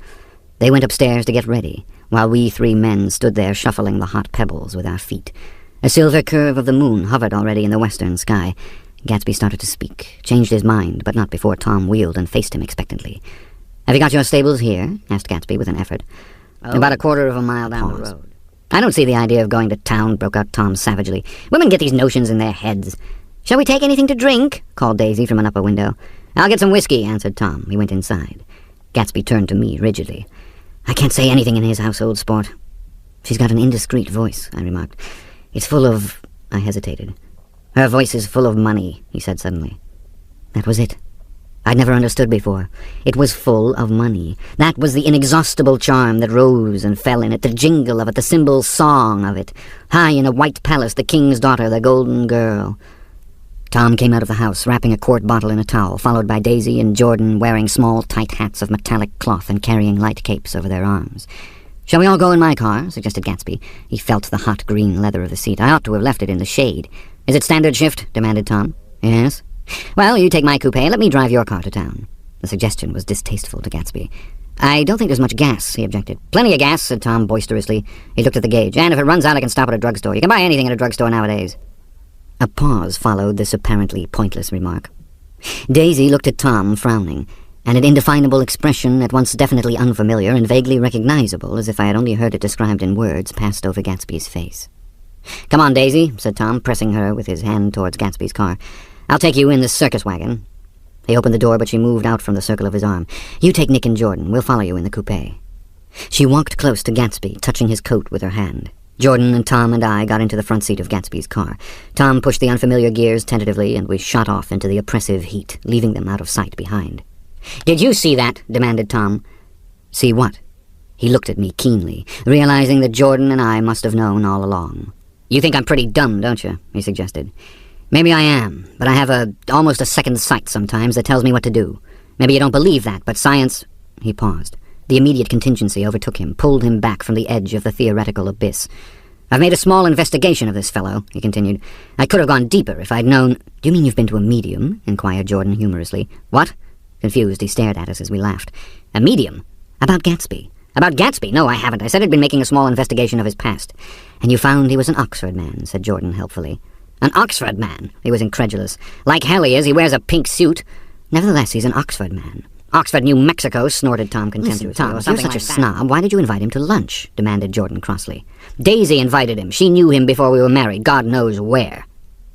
We were all irritable now with the fading ale, and aware of it as we drove for a while in silence. Then, as Dr. T.J. Eckelberg's faded eyes came into sight down the road, I remembered Gatsby's caution about gasoline. "We've got enough to get us to town," said Tom. "But there's a garage right here," objected Jordan. "I don't want to get stalled in this baking heat." Tom threw on both brakes impatiently, and we slid to an abrupt, dusty stop under Wilson's sign. After a moment, the proprietor emerged from the interior of his establishment and gazed, hollow-eyed, at the car. "Let's have some gas," cried Tom roughly. "What do you think we stopped for, to admire the view?" "I'm sick," said Wilson without moving. "Been sick all day." "What's the matter?" "I'm all run down." "Well, shall I help myself?" Tom demanded. "You sounded well enough on the phone."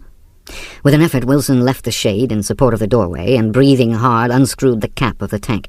In the sunlight, his face was green.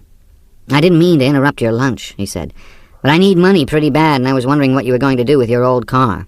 "How do you like this one?" inquired Tom. "I bought it last week." "It's a nice yellow one," said Wilson, as he strained at the handle. "Like to buy it?"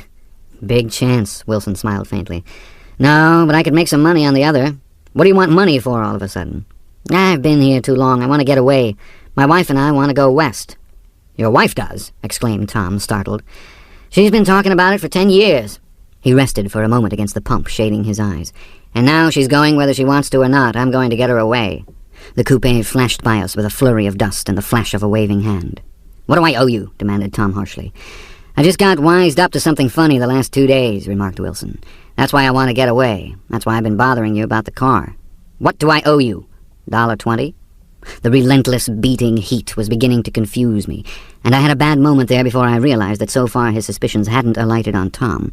He had discovered that Myrtle had some sort of life apart from him in another world, and the shock had made him physically sick.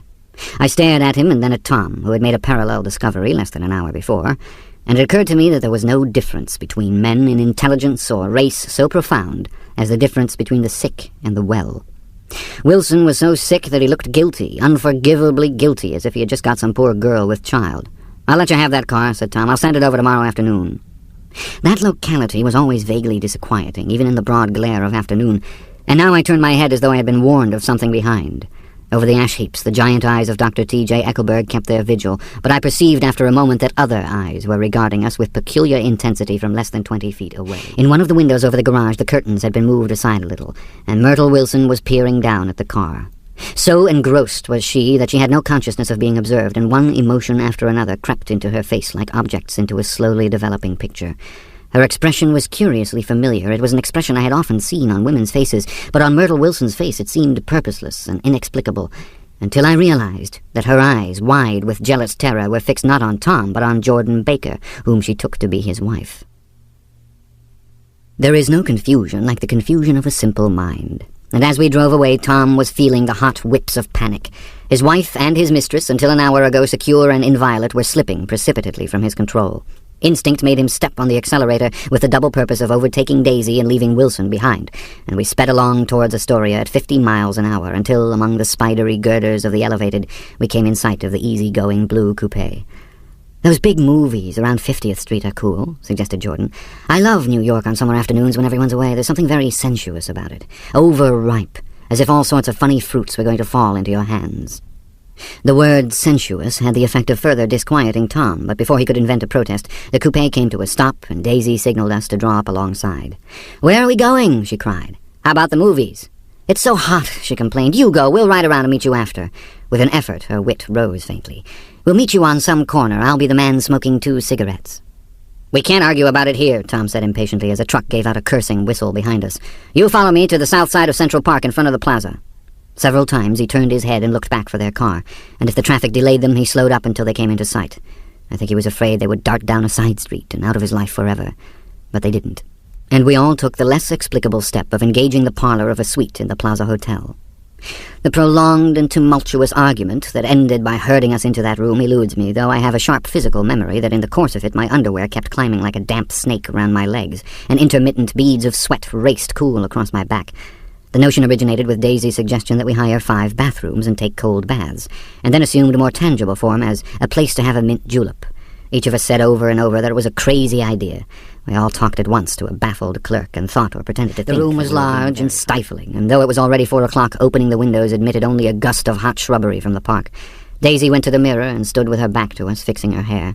"It's a swell suite," whispered Jordan respectfully, and everyone laughed. "Open another window," commanded Daisy without turning around. "There aren't any more." "Well, we'd better telephone for an axe." "The thing to do is to forget about the heat," said Tom impatiently. "You make it 10 times worse by crabbing about it." He unrolled the bottle of whiskey from the towel and put it on the table.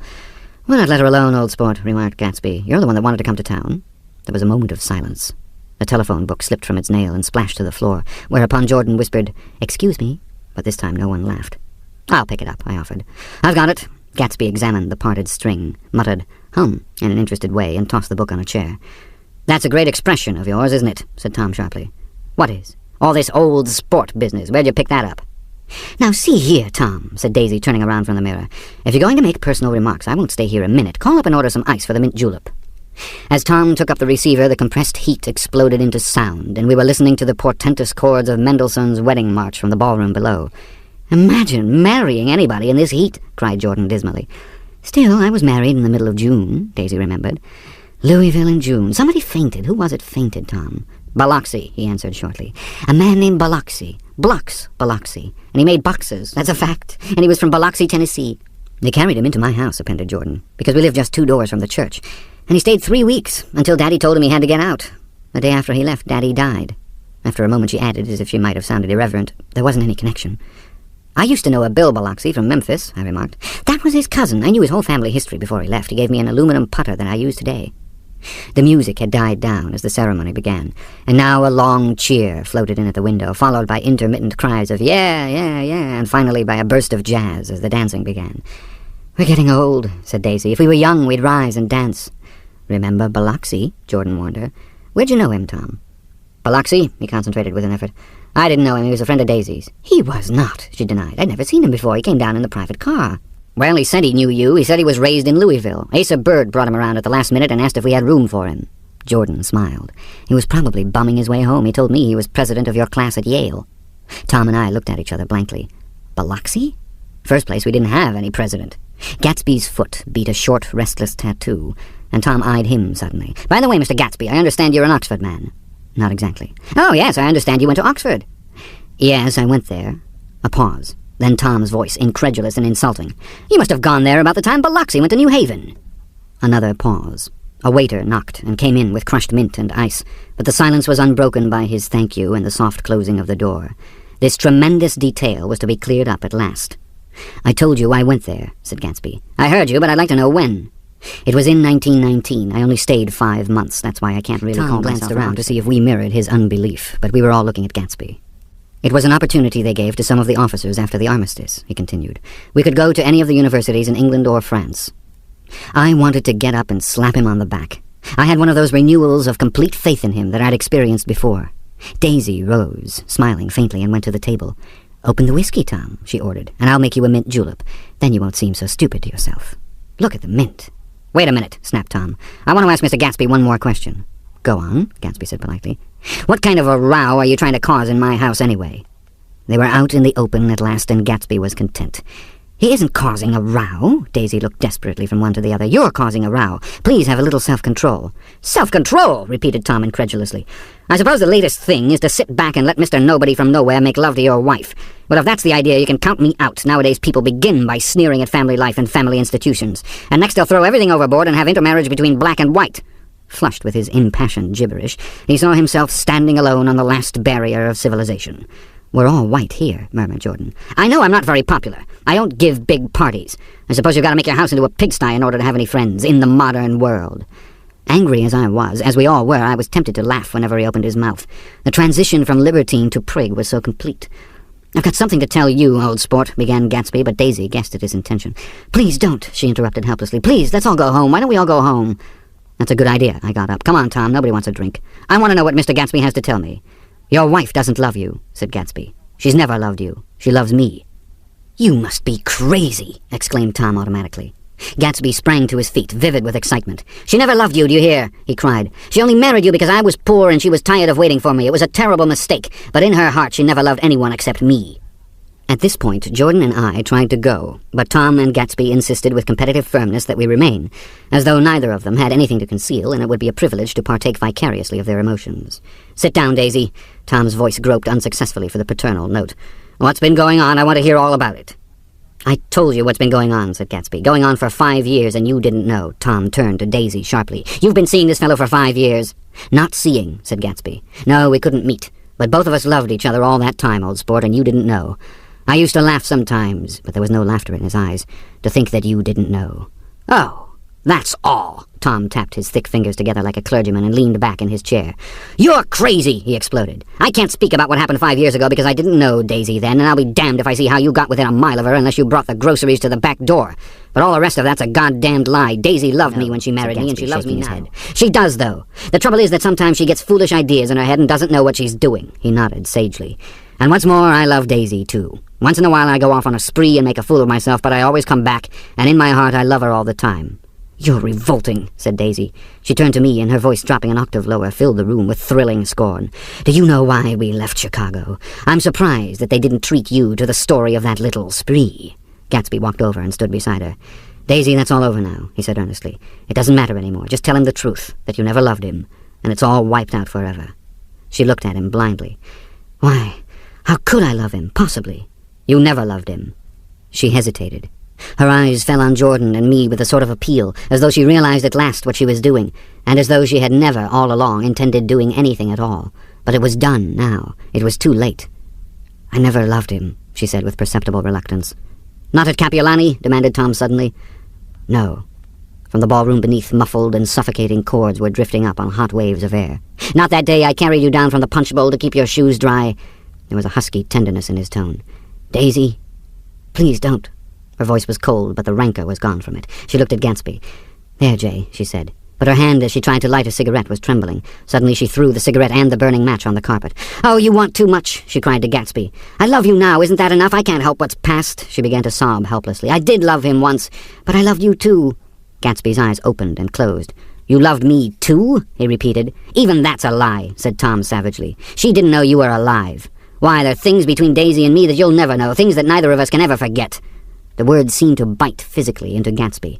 "I want to speak to Daisy alone," he insisted. "She's all excited now." "Even alone, I can't say I never loved Tom," she admitted in a pitiful voice. "It wouldn't be true." "Of course it wouldn't," agreed Tom. She turned to her husband. "As if it mattered to you," she said. "Of course it matters. I'm going to take better care of you from now on." "You don't understand," said Gatsby with a touch of panic. "You're not going to take care of her any more." "I'm not?" Tom opened his eyes wide and laughed. He could afford to control himself now. "Why's that?" "Daisy's leaving," she said with visible effort. "She's not leaving me." Tom's words suddenly leaned down over Gatsby. "Certainly not for a common swindler who'd have to steal the ring he put on her finger." "I won't stand this," cried Daisy. "Oh, please, let's get out." "Who are you, anyhow?" broke out Tom. "You're one of that bunch that hangs around with Maya Wolfsheim. That much I happen to know. I've made a little investigation into your affairs, and I'll carry it further tomorrow." "You can suit yourself about that, old sport," said Gatsby steadily. "I found out what your drugstores were." He turned to us and spoke rapidly. "He and this Wolfsheim bought up a lot of side street drugstores here and in Chicago and sold grain alcohol over the counter. That's one of his little stunts. I picked him for a bootlegger the first time I saw him, and I wasn't far wrong." "What about it?" said Gatsby politely. "I guess your friend Walter Chase wasn't too proud to come in on it." "And you left him in the lurch, didn't you? You let him go to jail for a month over in New Jersey. God, you ought to hear Walter on the subject of you." "He came to us dead broke. He was very glad to pick up some money, old sport." "Don't you call me old sport," cried Tom. Gatsby said nothing. "Walter could have you up on the betting laws, too, but Wolfsheim scared him into shutting his mouth." That unfamiliar yet recognizable look was back again in Gatsby's face. "That drugstore business was just small change," continued Tom slowly. "But you've got something on now that Walter's afraid to tell me about." I glanced at Daisy, who was staring terrified between Gatsby and her husband, and at Jordan, who had begun to balance an invisible but absorbing object on the tip of her chin. Then I turned back to Gatsby, and was startled at his expression. He looked, and this is said in all contempt for the babbled slander of his garden, as if he had killed a man. For a moment the set of his face could be described in just that fantastic way. It passed, and he began to talk excitedly to Daisy, denying everything, defending his name against accusations that had not been made. But with every word she was drawing further and further into herself, so he gave that up, and only the dead dream fought on as the afternoon slipped away, trying to touch what was no longer tangible, struggling unhappily, undespairingly toward that lost voice across the room. The voice begged again to go. "Please, Tom, I can't stand this any more." Her frightened eyes told that whatever intentions, whatever courage she had had, were definitely gone. "You two start on home, Daisy," said Tom, "in Mr. Gatsby's car." She looked at Tom, alarmed now, but he insisted with magnanimous scorn. "Go on, he won't annoy you. I think he realizes that his presumptuous little flirtation is over." They were gone, without a word, snapped out, made accidental, isolated like ghosts, even from our pity. After a moment, Tom got up and began wrapping the unopened bottle of whiskey in the towel. "Want any of this stuff, Jordan? Nick?" I didn't answer. "Nick?" he asked again. "What? Want any?" "No, I just remember that today's my birthday." I was 30. Before me stretched the portentous, menacing road of a new decade. It was 7 o'clock when we got into the coupe with him and started for Long Island.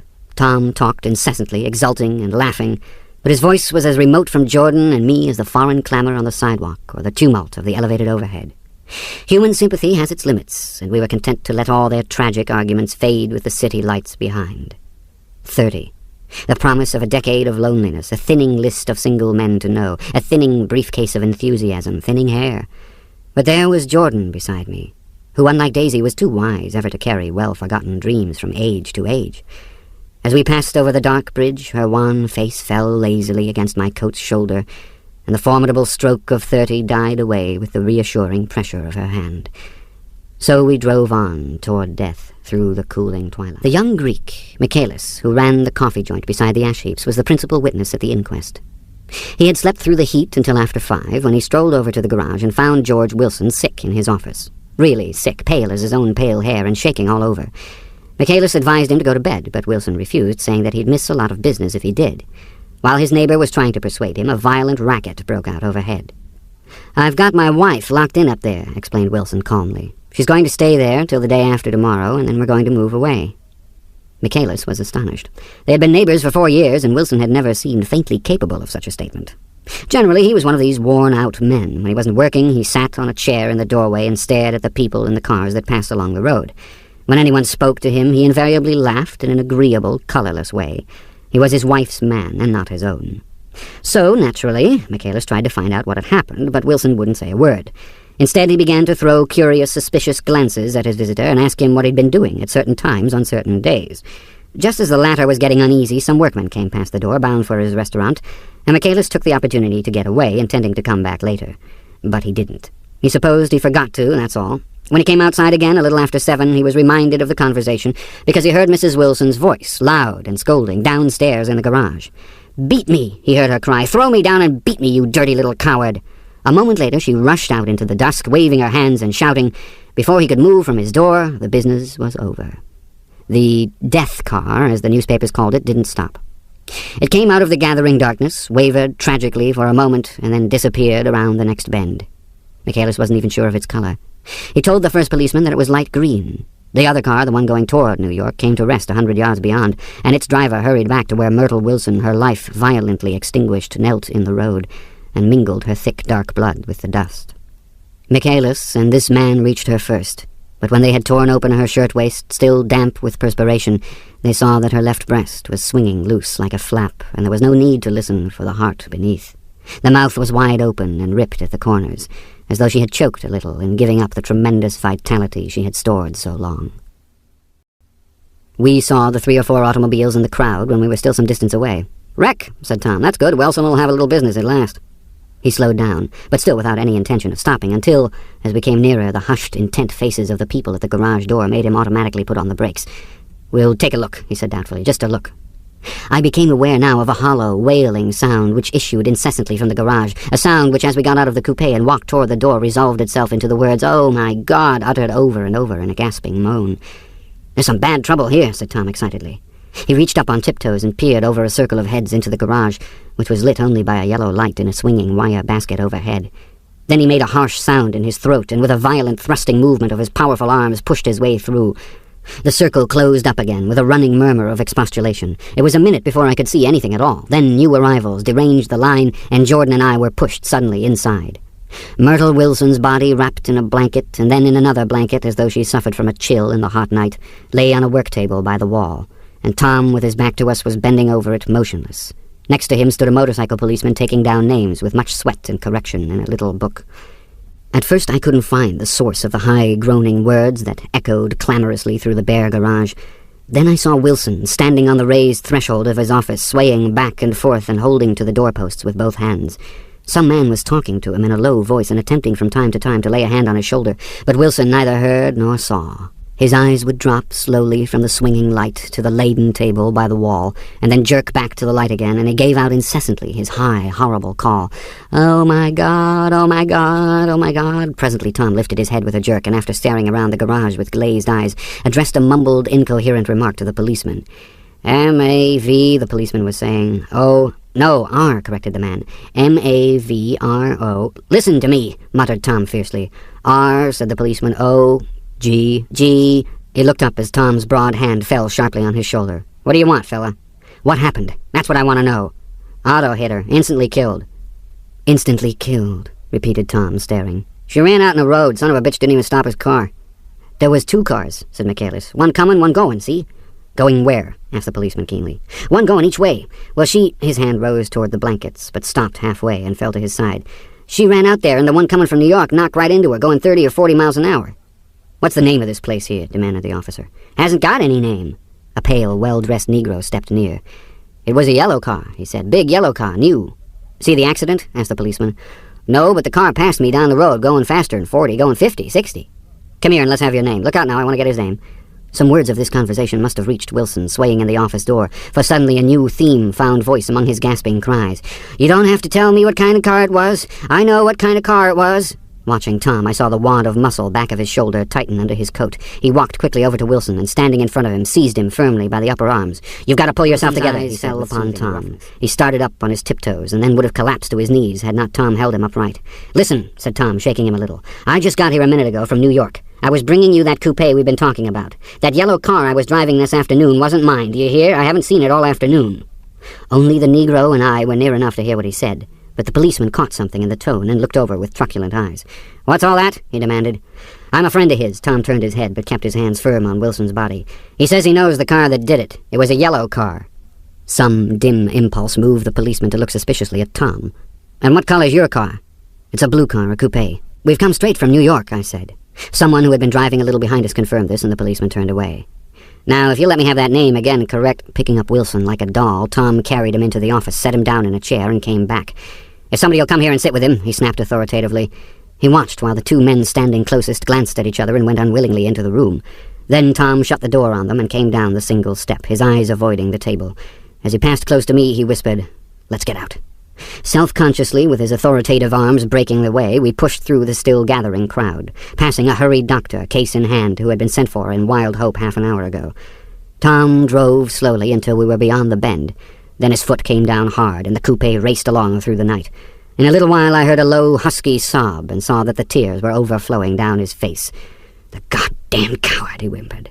He didn't even stop his car. The Buchanan's house floated suddenly toward us through the dark, rustling trees. Tom stopped beside the porch and looked up at the second floor, where two windows bloomed with light among the vines. Daisy's home, he said. As we got out of the car, he glanced at me and frowned slightly.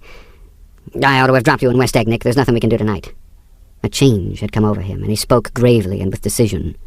As we walked across the moonlight gravel to the porch, he disposed of the situation in a few brisk phrases. I'll telephone for a taxi to take you home, and while you're waiting, you and Jordan better go in the kitchen and have them get you some supper if you want any. He opened the door. Come in. No thanks, but I'd be glad if you'd order me the taxi. I'll wait outside. Jordan put her hand on my arm. Won't you come in, Nick? No, thanks.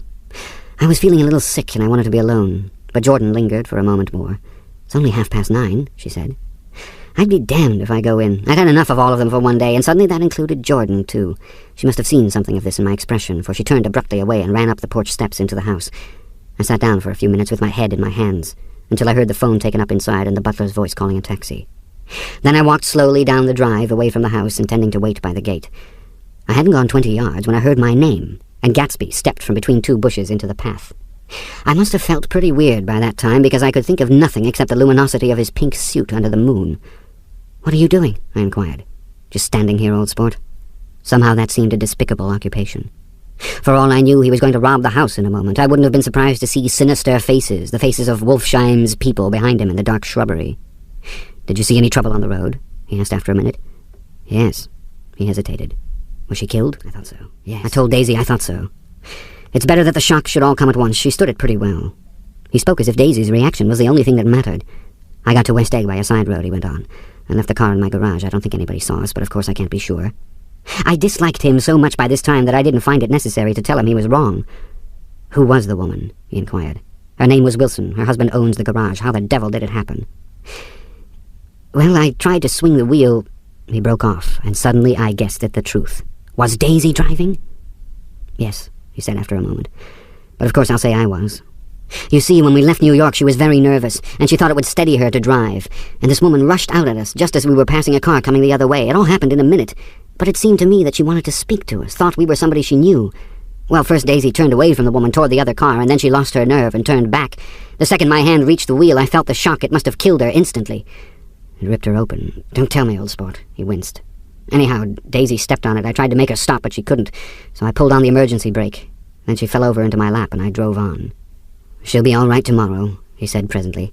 I'm just going to wait here and see if he tries to bother her about that unpleasantness this afternoon. She's locked herself into a room, and if he tries any brutality, she's going to turn the light out and on again. He won't touch her, I said. He's not thinking about her. I don't trust him, old sport. How long are you going to wait? All night, if necessary. Anyhow, till they all go to bed. A new point of view occurred to me. Suppose Tom found out that Daisy had been driving. He might think he saw a connection in it. He might think anything. I looked at the house. There were 2 or 3 bright windows downstairs and the pink glow from Daisy's room on the 2nd floor. "You wait here," I said. "I'll see if there's any sign of a commotion." I walked back along the border of the lawn, traversed the gravel softly, and tiptoed up the veranda steps. The drawing-room curtains were open, and I saw that the room was empty. Crossing the porch where we had dined that June 3 months before, I came to a small rectangle of light, which I guessed was the pantry window. The blind was drawn, but I found a rift at the sill. Daisy and Tom were sitting opposite each other at the kitchen table with a plate of cold fried chicken between them and 2 bottles of ale. He was talking intently across the table at her, and in his earnestness his hand had fallen upon and covered her own. Once in a while she looked up at him and nodded in agreement. They weren't happy, and neither of them had touched the chicken or the ale, and yet they weren't unhappy either. There was an unmistakable air of natural intimacy about the picture, and anybody would have said that they were conspiring together. As I tiptoed from the porch, I heard my taxi feeling its way along the dark road toward the house. Gatsby was waiting where I had left him in the drive. "Is it all quiet up there?" he asked anxiously. "Yes, it's all quiet." I hesitated. "You'd better come home and get some sleep." He shook his head. "I want to wait here until Daisy goes to bed. Good night, old sport." He put his hands in his coat pockets and turned back eagerly to his scrutiny of the house, as though my presence marred the sacredness of the vigil. So I walked away and left him standing there in the moonlight, watching over nothing. Chapter 8. I couldn't sleep all night. A foghorn was groaning incessantly on the sound, and I tossed half-sick between grotesque reality and savage, frightening dreams. Toward dawn, I heard a taxi go up Gatsby's drive, and immediately I jumped out of bed and began to dress. I felt that I had something to tell him, something to warn him about, and morning would be too late. Crossing his lawn, I saw that his front door was still open, and he was leaning against a table in the hall, heavy with dejection or sleep. "Nothing happened," he said wanly. I waited. At about 4 o'clock she came to the window and stood there for a minute, and then turned out the light. His house had never seemed so enormous to me as it did that night, when we hunted through the great rooms for cigarettes. We pushed aside curtains that were like pavilions, and felt over innumerable feet of dark wall for electric light switches. Once I tumbled with a sort of splash upon the keys of a ghostly piano. There was an inexplicable amount of dust everywhere, and the rooms were musty, as though they hadn't been aired for many days. I found the humidor on an unfamiliar table with 2 stale, dry cigarettes inside. Throwing open the French windows of the drawing-room, we sat, smoking, out into the darkness. "You ought to go away," I said. "It's pretty certain they'll trace your car." "Go away now, old sport?" "Go to Atlantic City for a week, or up to Montreal." He wouldn't consider it. He couldn't possibly leave Daisy until he knew what she was going to do. He was clutching at some last hope, and I couldn't bear to shake him free. It was this night that he told me the strange story of his youth with Dan Cody. Told it to me because Jay Gatsby had broken up like glass against Tom's hard malice, and the long, secret extravaganza was played out. I think that he would have acknowledged anything now, without reserve, but he wanted to talk about Daisy. She was the first nice girl he had ever known. In various unrevealed capacities he had come in contact with such people, but always with indiscernible barbed wire between. He found her excitingly desirable. He went to her house, at first with other officers from Camp Taylor, then alone. It amazed him. He had never been in such a beautiful house before, but what gave it an air of breathless intensity was that Daisy lived there. It was as casual a thing to her as his tent out at camp was to him. There was a ripe mystery about it, a hint of bedrooms upstairs more beautiful and cool than other bedrooms, of gay and radiant activities taking place through its corridors, and of romances that were not musty and laid away already in lavender, but fresh and breathing and redolent of this year's shining motor cars, and of dances whose flowers were scarcely withered. It excited him, too, that many men had already loved Daisy. It increased her value in his eyes. He felt their presence all about the house, pervading the air with the shades and echoes that still vied Daisy's house by a colossal accident. However glorious might be his future as Jay Gatsby, he was at present a penniless young man without a past, and at any moment the invisible cloak of his uniform might slip from his shoulders. So he made the most of his time. He took what he could get, ravenously and unscrupulously. Eventually he took Daisy one still October night, took her because he had no real right to touch her hand. He might have despised himself, for he had certainly taken her under false pretenses. I don't mean that he had traded on his phantom millions, but he had deliberately given Daisy a sense of security. He let her believe that he was a person from much the same stratum as herself, that he was fully able to take care of her. As a matter of fact, he had no such facilities. He had no comfortable family standing behind him, and he was liable at the whim of an impersonal government to be blown anywhere about the world. But he didn't despise himself, and it didn't turn out as he had imagined. He had intended, probably, to take what he could and go, but now he found that he had committed himself to the following of a grail. He knew that Daisy was extraordinary, but he didn't realize just how extraordinary a nice girl could be. She vanished into her rich house, into her rich, full life, leaving Gatsby nothing. He felt married to her. That was all. When they met again 2 days later, it was Gatsby who was breathless, who was somehow betrayed. Her porch was bright with the bought luxury of starshine. The wicker of the settee squeaked fashionably as she turned toward him, and he kissed her curious and lovely mouth. She had caught a cold, and it made her voice huskier and more charming than ever, and Gatsby was overwhelmingly aware of the youth and mystery that wealth imprisons and preserves, of the freshness of many clothes, and of Daisy gleaming like silver, safe and proud above the hot struggles of the poor. I can't describe to you how surprised I was to find out I loved her, old sport. I even hoped for a while that she'd throw me over, but she didn't, because she was in love with me too. She thought I knew a lot, because I knew different things from her. Well, there I was, way off my ambitions, getting deeper in love every minute, and all of a sudden I didn't care. What was the use of doing great things if I could have a better time telling her what I was going to do? On the last afternoon before he went abroad, he sat with Daisy in his arms for a long, silent time. It was a cold fall day, with fire in the room, and her cheeks flushed. Now and then she moved, and he changed his arm a little, and once he kissed her dark, shining hair. The afternoon had made them tranquil for a while, as if to give them a deep memory for the long parting the next day promised.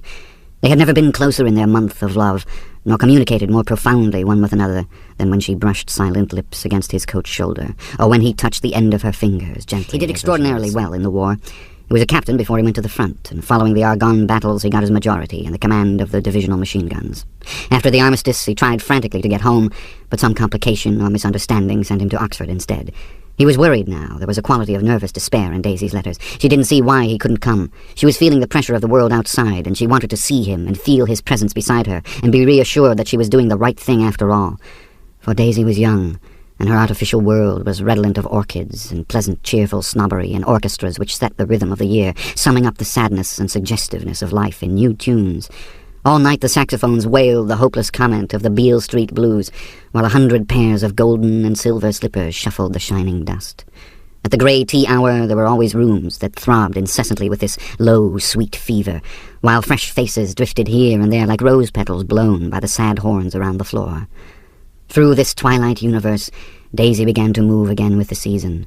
Suddenly she was again keeping 6 dates a day with 6 men, and drowsing asleep at dawn with the beads and chiffon of an evening dress tangled among dying orchids on the floor beside her bed.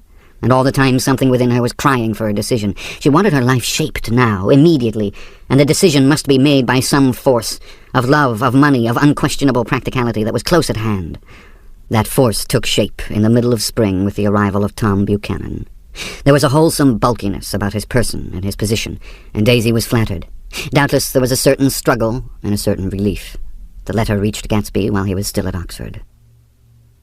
It was dawn now on Long Island, and we went about opening the rest of the windows downstairs, filling the house with grey-turning, gold-turning light. The shadow of a tree fell abruptly across the dew, and ghostly birds began to sing among the blue leaves. There was a slow, pleasant movement in the air, scarcely a wind, promising a cool, lovely day. I don't think she ever loved him. Gatsby turned around from a window and looked at me challengingly. You must remember, old sport, she was very excited this afternoon. He told her those things in a way that frightened her, that made it look as if I was some kind of cheap sharper, and the result was she hardly knew what she was saying. He sat down gloomily. Of course she might have loved him for just a minute when they were first married, and loved me more even then, his remark. In any case, he said, it was just personal. And what could you make of that, except to suspect some intensity in his conception of the affair that couldn't be measured? He came back from France when Tom and Daisy were still on their wedding trip, and made a miserable but irresistible journey to Louisville on the last of his army pay. He stayed there a week, walking the streets where their footsteps had clicked together through the November night, and revisiting the out-of-the-way places to which they had driven in her white car. Just as Daisy's house had always seemed to him more mysterious and gay than other houses, so his idea of the city itself, even though she was gone from it, was pervaded with a melancholy beauty. He left feeling that if he had searched harder he might have found her, that he was leaving her behind. The day coach, he was penniless now, was hot. He went out to the open vestibule and sat down on a folding chair, and the station slid away and the backs of unfamiliar buildings moved by. Then out into the spring fields, where a yellow trolley raced them for a minute, with people in it who might once have seen the pale magic of her face along the casual street. The track curved, and now it was going away from the sun, which as it sank lower seemed to spread itself in benediction over the vanishing city where she had drawn her breath. He stretched out his hand desperately, as if to snatch only a wisp of air, to save a fragment of the spot that she had made lovely for him. But it was all going by too fast now for his blurred eyes, and he knew that he had lost that part of it, the freshest and the best, forever. It was 9 o'clock when we finished breakfast and went out on the porch. The night had made a sharp difference in the weather, and there was an autumn flavor in the air. The gardener, the last one of Gatsby's former servants, came to the foot of the steps. I'm going to drain the pool today, Mr. Gatsby. Leaves will start falling pretty soon, and then there's always trouble with the pipes. Don't do it today, Gatsby answered. He turned to me apologetically. You know, old sport, I've never used that pool all summer. I looked at my watch and stood up. 12 minutes to my train. I didn't want to go to the city. I wasn't worth a decent stroke of work, but it was more than that. I didn't want to leave Gatsby.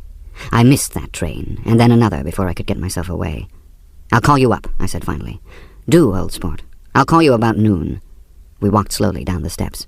I suppose Daisy'll call too. He looked at me anxiously as if he hoped I'd corroborate this. I suppose so. Well, goodbye. We shook hands, and I started away. Just before I reached the hedge, I remembered something and turned around.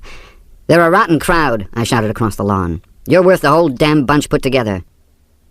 I've always been glad I said that. It was the only compliment I ever gave him because I disapproved of him from beginning to end. First he nodded politely, and then his face broke into that radiant and understanding smile, as if we'd been in ecstatic cahoots on that fact all the time.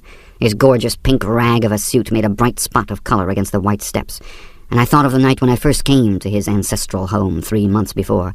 The lawn and drive had been crowded with the faces of those who guessed at his corruption, and he had stood on those steps concealing his incorruptible dream as he waved them goodbye. I thanked him for his hospitality. We were always thanking him for that, I and the others. Goodbye, I called. I enjoyed breakfast. I tried for a while to list the quotations on an interminable amount of stock. Then I fell asleep in my swivel chair. Just before noon the phone woke me, and I started up with sweat breaking out on my forehead. It was Jordan Baker. She often called me up at this hour because the uncertainty of her own movements between hotels and clubs and private houses made her hard to find in any other way. Usually her voice came over the wire as something fresh and cool, as if a divot from the green golf links had come sailing in at the office window, but this morning it seemed harsh and dry. I've left Daisy's house, she said. I'm at Hempstead, and I'm going down to Southampton this afternoon.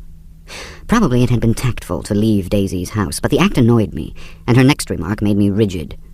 You weren't so nice to me last night. How could it have mattered then? Silence for a moment. Then, however, I want to see you. I want to see you, too. Suppose I don't go to Southampton and come into town this afternoon. No, I don't think this afternoon. Very well. It's impossible this afternoon. We talked like that for a while, and then abruptly we weren't talking any longer. I don't know which of us hung up with a sharp click, but I know I didn't care. I couldn't have talked to her across a tea table that day if I never talked to her again in this world. I called Gatsby's house a few minutes later, but the line was busy. I tried 4 times. Finally, an exasperated central told me the wire was being kept open for long distance from Detroit. Taking out my timetable, I drew a small circle around the 3:50 train. Then I leaned back in my chair and tried to think. It was just noon. When I passed the ash heaps on the train that morning, I had crossed deliberately to the other side of the car. I supposed there'd be a curious crowd around there all day, with little boys searching for dark spots in the dust and some garrulous man telling over and over what had happened, until it became less and less real even to him, and he could tell it no longer, and Myrtle Wilson's tragic achievement was forgotten. Now I want to go back a little and tell what happened at the garage after we left there the night before. They had difficulty in locating the sister, Catherine. She must have broken her rule against drinking that night, for when she arrived she was stupid with liquor, and unable to understand that the ambulance had already gone to Flushing. When they convinced her of this, she immediately fainted, as if that was the intolerable part of the affair. Someone, kind or curious, took her in his car and drove her in the wake of her sister's body. Until long after midnight, a changing crowd lapped up against the front of the garage, while George Wilson rocked himself back and forth on the couch inside. For a while, the door of the office was open, and everyone who came into the garage glanced irresistibly through it. Finally, someone said it was a shame and closed the door. Michaelis and several other men were with him, first 4 or 5 men, later 2 or 3 men. Still later, Michaelis had to ask the last stranger to wait there 15 minutes longer while he went back to his own place and made a pot of coffee. After that, he stayed there alone with Wilson until dawn. About 3 o'clock, the quality of Wilson's incoherent muttering changed. He grew quieter and began to talk about the yellow car. He announced that he had a way of finding out whom the yellow car belonged to, and then he blurted out that a couple of months ago his wife had come from the city with her face bruised and her nose swollen. He flinched and began to cry, "Oh my God," again in his groaning voice. Michaelis made a clumsy attempt to distract him. "How long have you been married, George? Come on there, try and sit still a minute and answer my question. How long have you been married?" 12 years. Ever had any children? Come on, George, sit still. I asked you a question. Did you ever have any children? The hard brown beetles kept thudding against the dull light, and whenever Michaelis heard a car go tearing along the road outside, it sounded to him like the car that hadn't stopped a few hours before. He didn't like to go into the garage because the workbench was stained where the body had been lying, so he moved uncomfortably around the office. He knew every object in it before morning, and from time to time sat down beside Wilson, trying to keep him more quiet. "Have you got a church you go to sometimes, George? Maybe even if you haven't been there for a long time? Maybe I could call up the church and get a priest to come over and he could talk to you, see? I don't belong to any. You ought to have a church, George, for times like this. You must have gone to church once. Didn't you get married in a church? Listen, George, listen to me. Didn't you get married in a church? That was a long time ago. The effort of answering broke the rhythm of his rocking. For a moment he was silent. Then the same half-knowing, half-bewildered look came back into his faded eyes. "Look in the drawer there," he said, pointing at the desk. "Which drawer?" "That drawer, that one." Michaelis opened the drawer nearest his hand. There was nothing in it but a small, expensive dog leash, made of leather and braided silver. It was apparently new. "This?" he inquired, holding it up. Wilson stared and nodded. "I found it yesterday afternoon. She tried to tell me about it, but I knew it was something funny." "You mean your wife bought it?" "She had it wrapped in tissue paper on her bureau." Michaelis didn't see anything odd in that, and he gave Wilson a dozen reasons why his wife might have bought the dog leash. But conceivably Wilson had heard some of these same explanations before from Myrtle, because he began saying, "Oh, my God," again in a whisper. His comforter left several explanations in the air. "Then he killed her," said Wilson. His mouth dropped open suddenly. "Who did?" "I have a way of finding out." "You're morbid, George," said his friend. "This has been a strain to you, and you don't know what you're saying. You better try and sit quiet till morning." "He murdered her." "It was an accident, George." Wilson shook his head. His eyes narrowed and his mouth widened slightly with the ghost of a superior, "I know," he said definitely. "I'm one of these trusting fellas, and I don't think any harm to nobody, but when I get to know a thing, I know it. It was the man in that car. She ran out to speak to him, and he wouldn't stop." Michaelis had seen this too, but it hadn't occurred to him that there was any special significance in it. He believed that Mrs. Wilson had been running away from her husband, rather than trying to stop any particular car. "How could she have been like that?" said Wilson, as if that answered the question.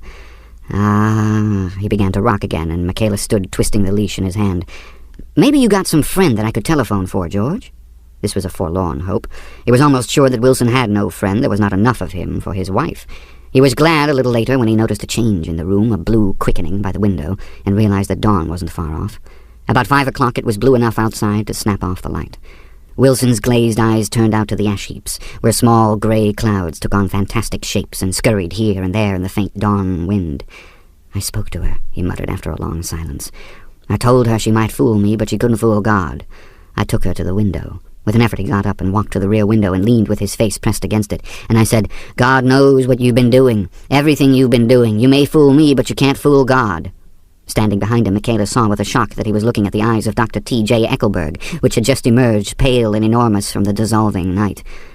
"God sees everything," repeated Wilson. "That's an advertisement," Michaelis assured him. Something made him turn away from the window and look back into the room. But Wilson stood there a long time, his face close to the window pane, nodding into the twilight. By 6 o'clock Michaelis was worn out, and grateful for the sound of a car stopping outside. It was one of the watchers of the night before who had promised to come back, so he cooked breakfast for 3, which he and the other man ate together. Wilson was quieter now, and Michaelis went home to sleep. When he awoke 4 hours later and hurried back to the garage, Wilson was gone. His movements, he was on foot all the time, were afterward traced to Port Roosevelt and then to Gad's Hill, where he bought a sandwich that he didn't eat and a cup of coffee. He must have been tired and walking slowly, for he didn't reach Gad's Hill until noon. Thus far there was no difficulty in accounting for his time. There were boys who had seen a man acting sort of crazy, and motorists at whom he stared oddly from the side of the road. Then for 3 hours he disappeared from view. The police, on the strength of what he said to Michaelis that he had a way of finding out, supposed that he spent that time going from garage to garage thereabout, inquiring for a yellow car. On the other hand, no garage man who had seen him ever came forward, and perhaps he had an easier, surer way of finding out what he wanted to know. By 2:30 he was in West Egg, where he asked someone the way to Gatsby's house. So by that time he knew Gatsby's name. At 2 o'clock Gatsby put on his bathing suit and left word with the butler that if anyone phoned, word was to be brought to him at the pool. He stopped at the garage for a pneumatic mattress that had amused his guests during the summer, and the chauffeur helped him pump it up. Then he gave instructions that the open car wasn't to be taken out under any circumstances, and this was strange because the front shouldered the mattress and started for the pool. Once he stopped and shifted it a little, and the chauffeur asked him if he needed help, but he shook his head and in a moment disappeared among the yellowing trees. No telephone message arrived, but the butler went without his sleep and waited for it until 4 o'clock, until long after there was anyone to give it to if it came. I have an idea that Gatsby himself didn't believe it would come, and perhaps he no longer cared. If that was true, he must have felt that he had lost the old warm world, paid a high price for living too long with a single dream. He must have looked up at an unfamiliar sky through frightening leaves and shivered as he found what a grotesque thing a rose is, and how raw the sunlight was upon the scarcely created grass. A new world, material without being real, where poor ghosts breathing dreams like air drifted fortuitously about, like that ashen, fantastic figure gliding toward him through the amorphous trees. The chauffeur, he was one of Wolfsheim's protégés, heard the shots. Afterward he could only say that he hadn't thought anything much about them. I drove from the station directly to Gatsby's house, and my rushing anxiously up the front steps was the first thing that alarmed anyone. But they knew then, I firmly believe. With scarcely a word said, 4 of us, the chauffeur, butler, gardener, and I, hurried down to the pool. There was a faint, barely perceptible movement of the water, as the fresh flow from one end urged its way toward the drain at the other. With little ripples that were hardly the shadows of waves, the laden mattress moved irregularly down the pool. A small gust of wind that scarcely corrugated the surface was enough to disturb its accidental course with its accidental burden. The touch of a cluster of leaves revolved it slowly, tracing, like the leg of transit, a thin red circle in the water. It was after we started with Gatsby toward the house that the gardener saw Wilson's body a little way off in the grass, and the Holocaust was complete. Chapter 9. After 2 years, I remember the rest of that day and that night and the next day only as an endless drill of police and photographers and newspapermen in and out of Gatsby's front door. A rope stretched across the main gate and a policeman by it kept out the curious, but little boys soon discovered that they could enter through my yard, and there were always a few of them clustered open-mouthed about the pool. Someone with a positive manner, perhaps a detective, used the expression madman as he bent over Wilson's body that afternoon, and the adventitious authority of his voice set the key for the newspaper reports next morning. Most of these reports were a nightmare, grotesque, circumstantial, eager, and untrue. When Michaelis's testimony at the inquest brought to light Wilson's suspicions of his wife, I thought the whole tale would shortly be served up in racy pasquinade. But Catherine, who might have said anything, didn't say a word. She showed a surprising amount of character about it, too. Looked at the coroner with determined eyes under that corrected brow of hers, and swore that her sister had never seen Gatsby, that her sister was completely happy with her husband, that her sister had been into no mischief whatever.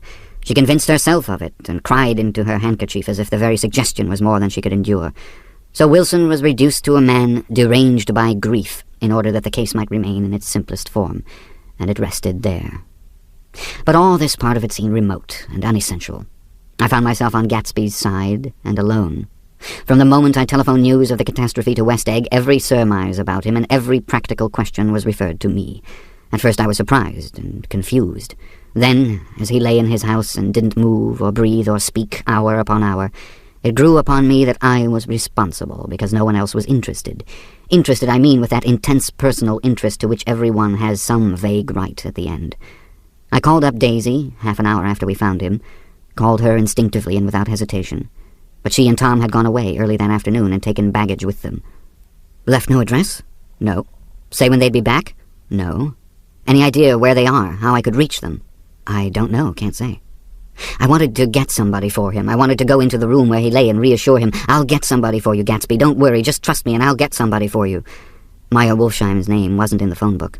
The butler gave me his office address on Broadway and I called information, but by the time I had the number it was long after 5 and no one answered. I've rung them 3 times.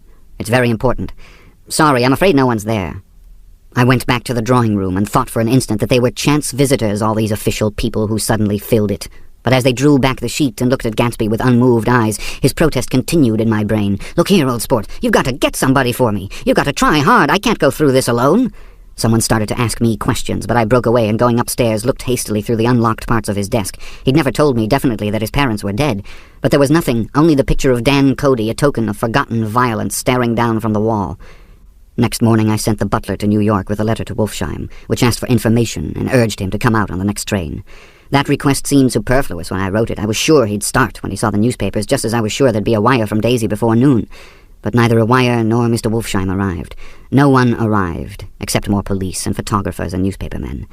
When the butler brought back Wolfsheim's answer, I began to have a feeling of defiance, of scornful solidarity between Gatsby and me against them all. Dear Mr. Carraway, this has been one of the most terrible shocks of my life to me. I can hardly believe that it is true at all. Such a mad act as that man did should make us all think. I cannot come down now as I am tied up with some very important business and cannot get mixed up in this thing now. If there is anything I can do a little later, let me know in a letter by Edgar. I hardly know where I am when I hear about a thing like this, and am completely knocked down and out. Yours truly, Meyer Wolfsheim. And then hasty addenda beneath. Let me know about the funeral, etc. Do not know his family at all. When the phone rang that afternoon and long distance said Chicago was calling, I thought this would be Daisy at last, but the connection came through as a man's voice, very thin and far away. This is Slagle speaking. Yes, the name was unfamiliar. Hell of a note, isn't it? Get my wire? There haven't been any wires. Young Park's in trouble, he said rapidly. They picked him up when he handed the bonds over the counter. They got a circular from New York giving him the numbers just 5 minutes before.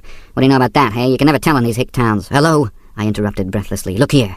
This isn't Mr. Gatsby. Mr. Gatsby's dead. There was a long silence on the other end of the wire, followed by an exclamation, then a quick squawk as the connection was broken. I think it was on the third day that a telegram signed Henry C. Gatz arrived from a town in Minnesota. It said only that the sender was leaving immediately and to postpone the funeral until he came. It was Gatsby's father, a solemn old man, very helpless and dismayed, bundled up in a long, cheap ulster against the warm September day. His eyes leaked continuously with excitement, and when I took the bag and umbrella from his hands, he began to pull so incessantly at his sparse grey beard that I had difficulty in getting off his coat. He was on the point of collapse, so I took him into the music room and made him sit down while I sent for something to eat. But he wouldn't eat, and the glass of milk spilled from his trembling hand. I saw it in the Chicago newspaper, he said. It was all in the Chicago newspaper. I started right away. I didn't know how to reach you. His eyes, seeing nothing, moved ceaselessly about the room. It was a madman, he said. He must have been mad. Wouldn't you like some coffee? I urged him. I don't want anything. I'm all right now, Mr. Carroway. Well, I'm all right now. Where have they got Jimmy? I took him into the drawing room where his son lay and left him there. Some little boys had come up on the steps and were looking into the hall. When I told them who had arrived, they went reluctantly away. After a little while, Mr. Gatz opened the door and came out, his mouth ajar, his face flushed slightly, his eyes leaking isolated and unpunctual tears. He had reached an age where death no longer has the quality of ghastly surprise, and when he looked around him now for the first time and saw the height and splendor of the hall and the great rooms opening out from it into other rooms, his grief began to be mixed with an odd pride. I helped him to a bedroom upstairs. While he took off his coat and vest, I told him that all arrangements had been deferred until he came. I didn't know what you'd want, Mr. Gatsby. Gatz is my name. Mr. Gatz, I thought you might want to take the body west. He shook his head. Jimmy always liked it better down east. He rose up to his position in the east. Were you a friend of my boy's, Mr.? We were close friends. He had a big future before him, you know. He was only a young man, but he had a lot of brain power here. He touched his head impressively, and I nodded. If he'd have lived, he'd have been a great man. A man like James J. Hill. He'd have helped build up the country. That's true, I said uncomfortably. He fumbled at the embroidered coverlet, trying to take it from the bed, and lay down stiffly, was instantly asleep.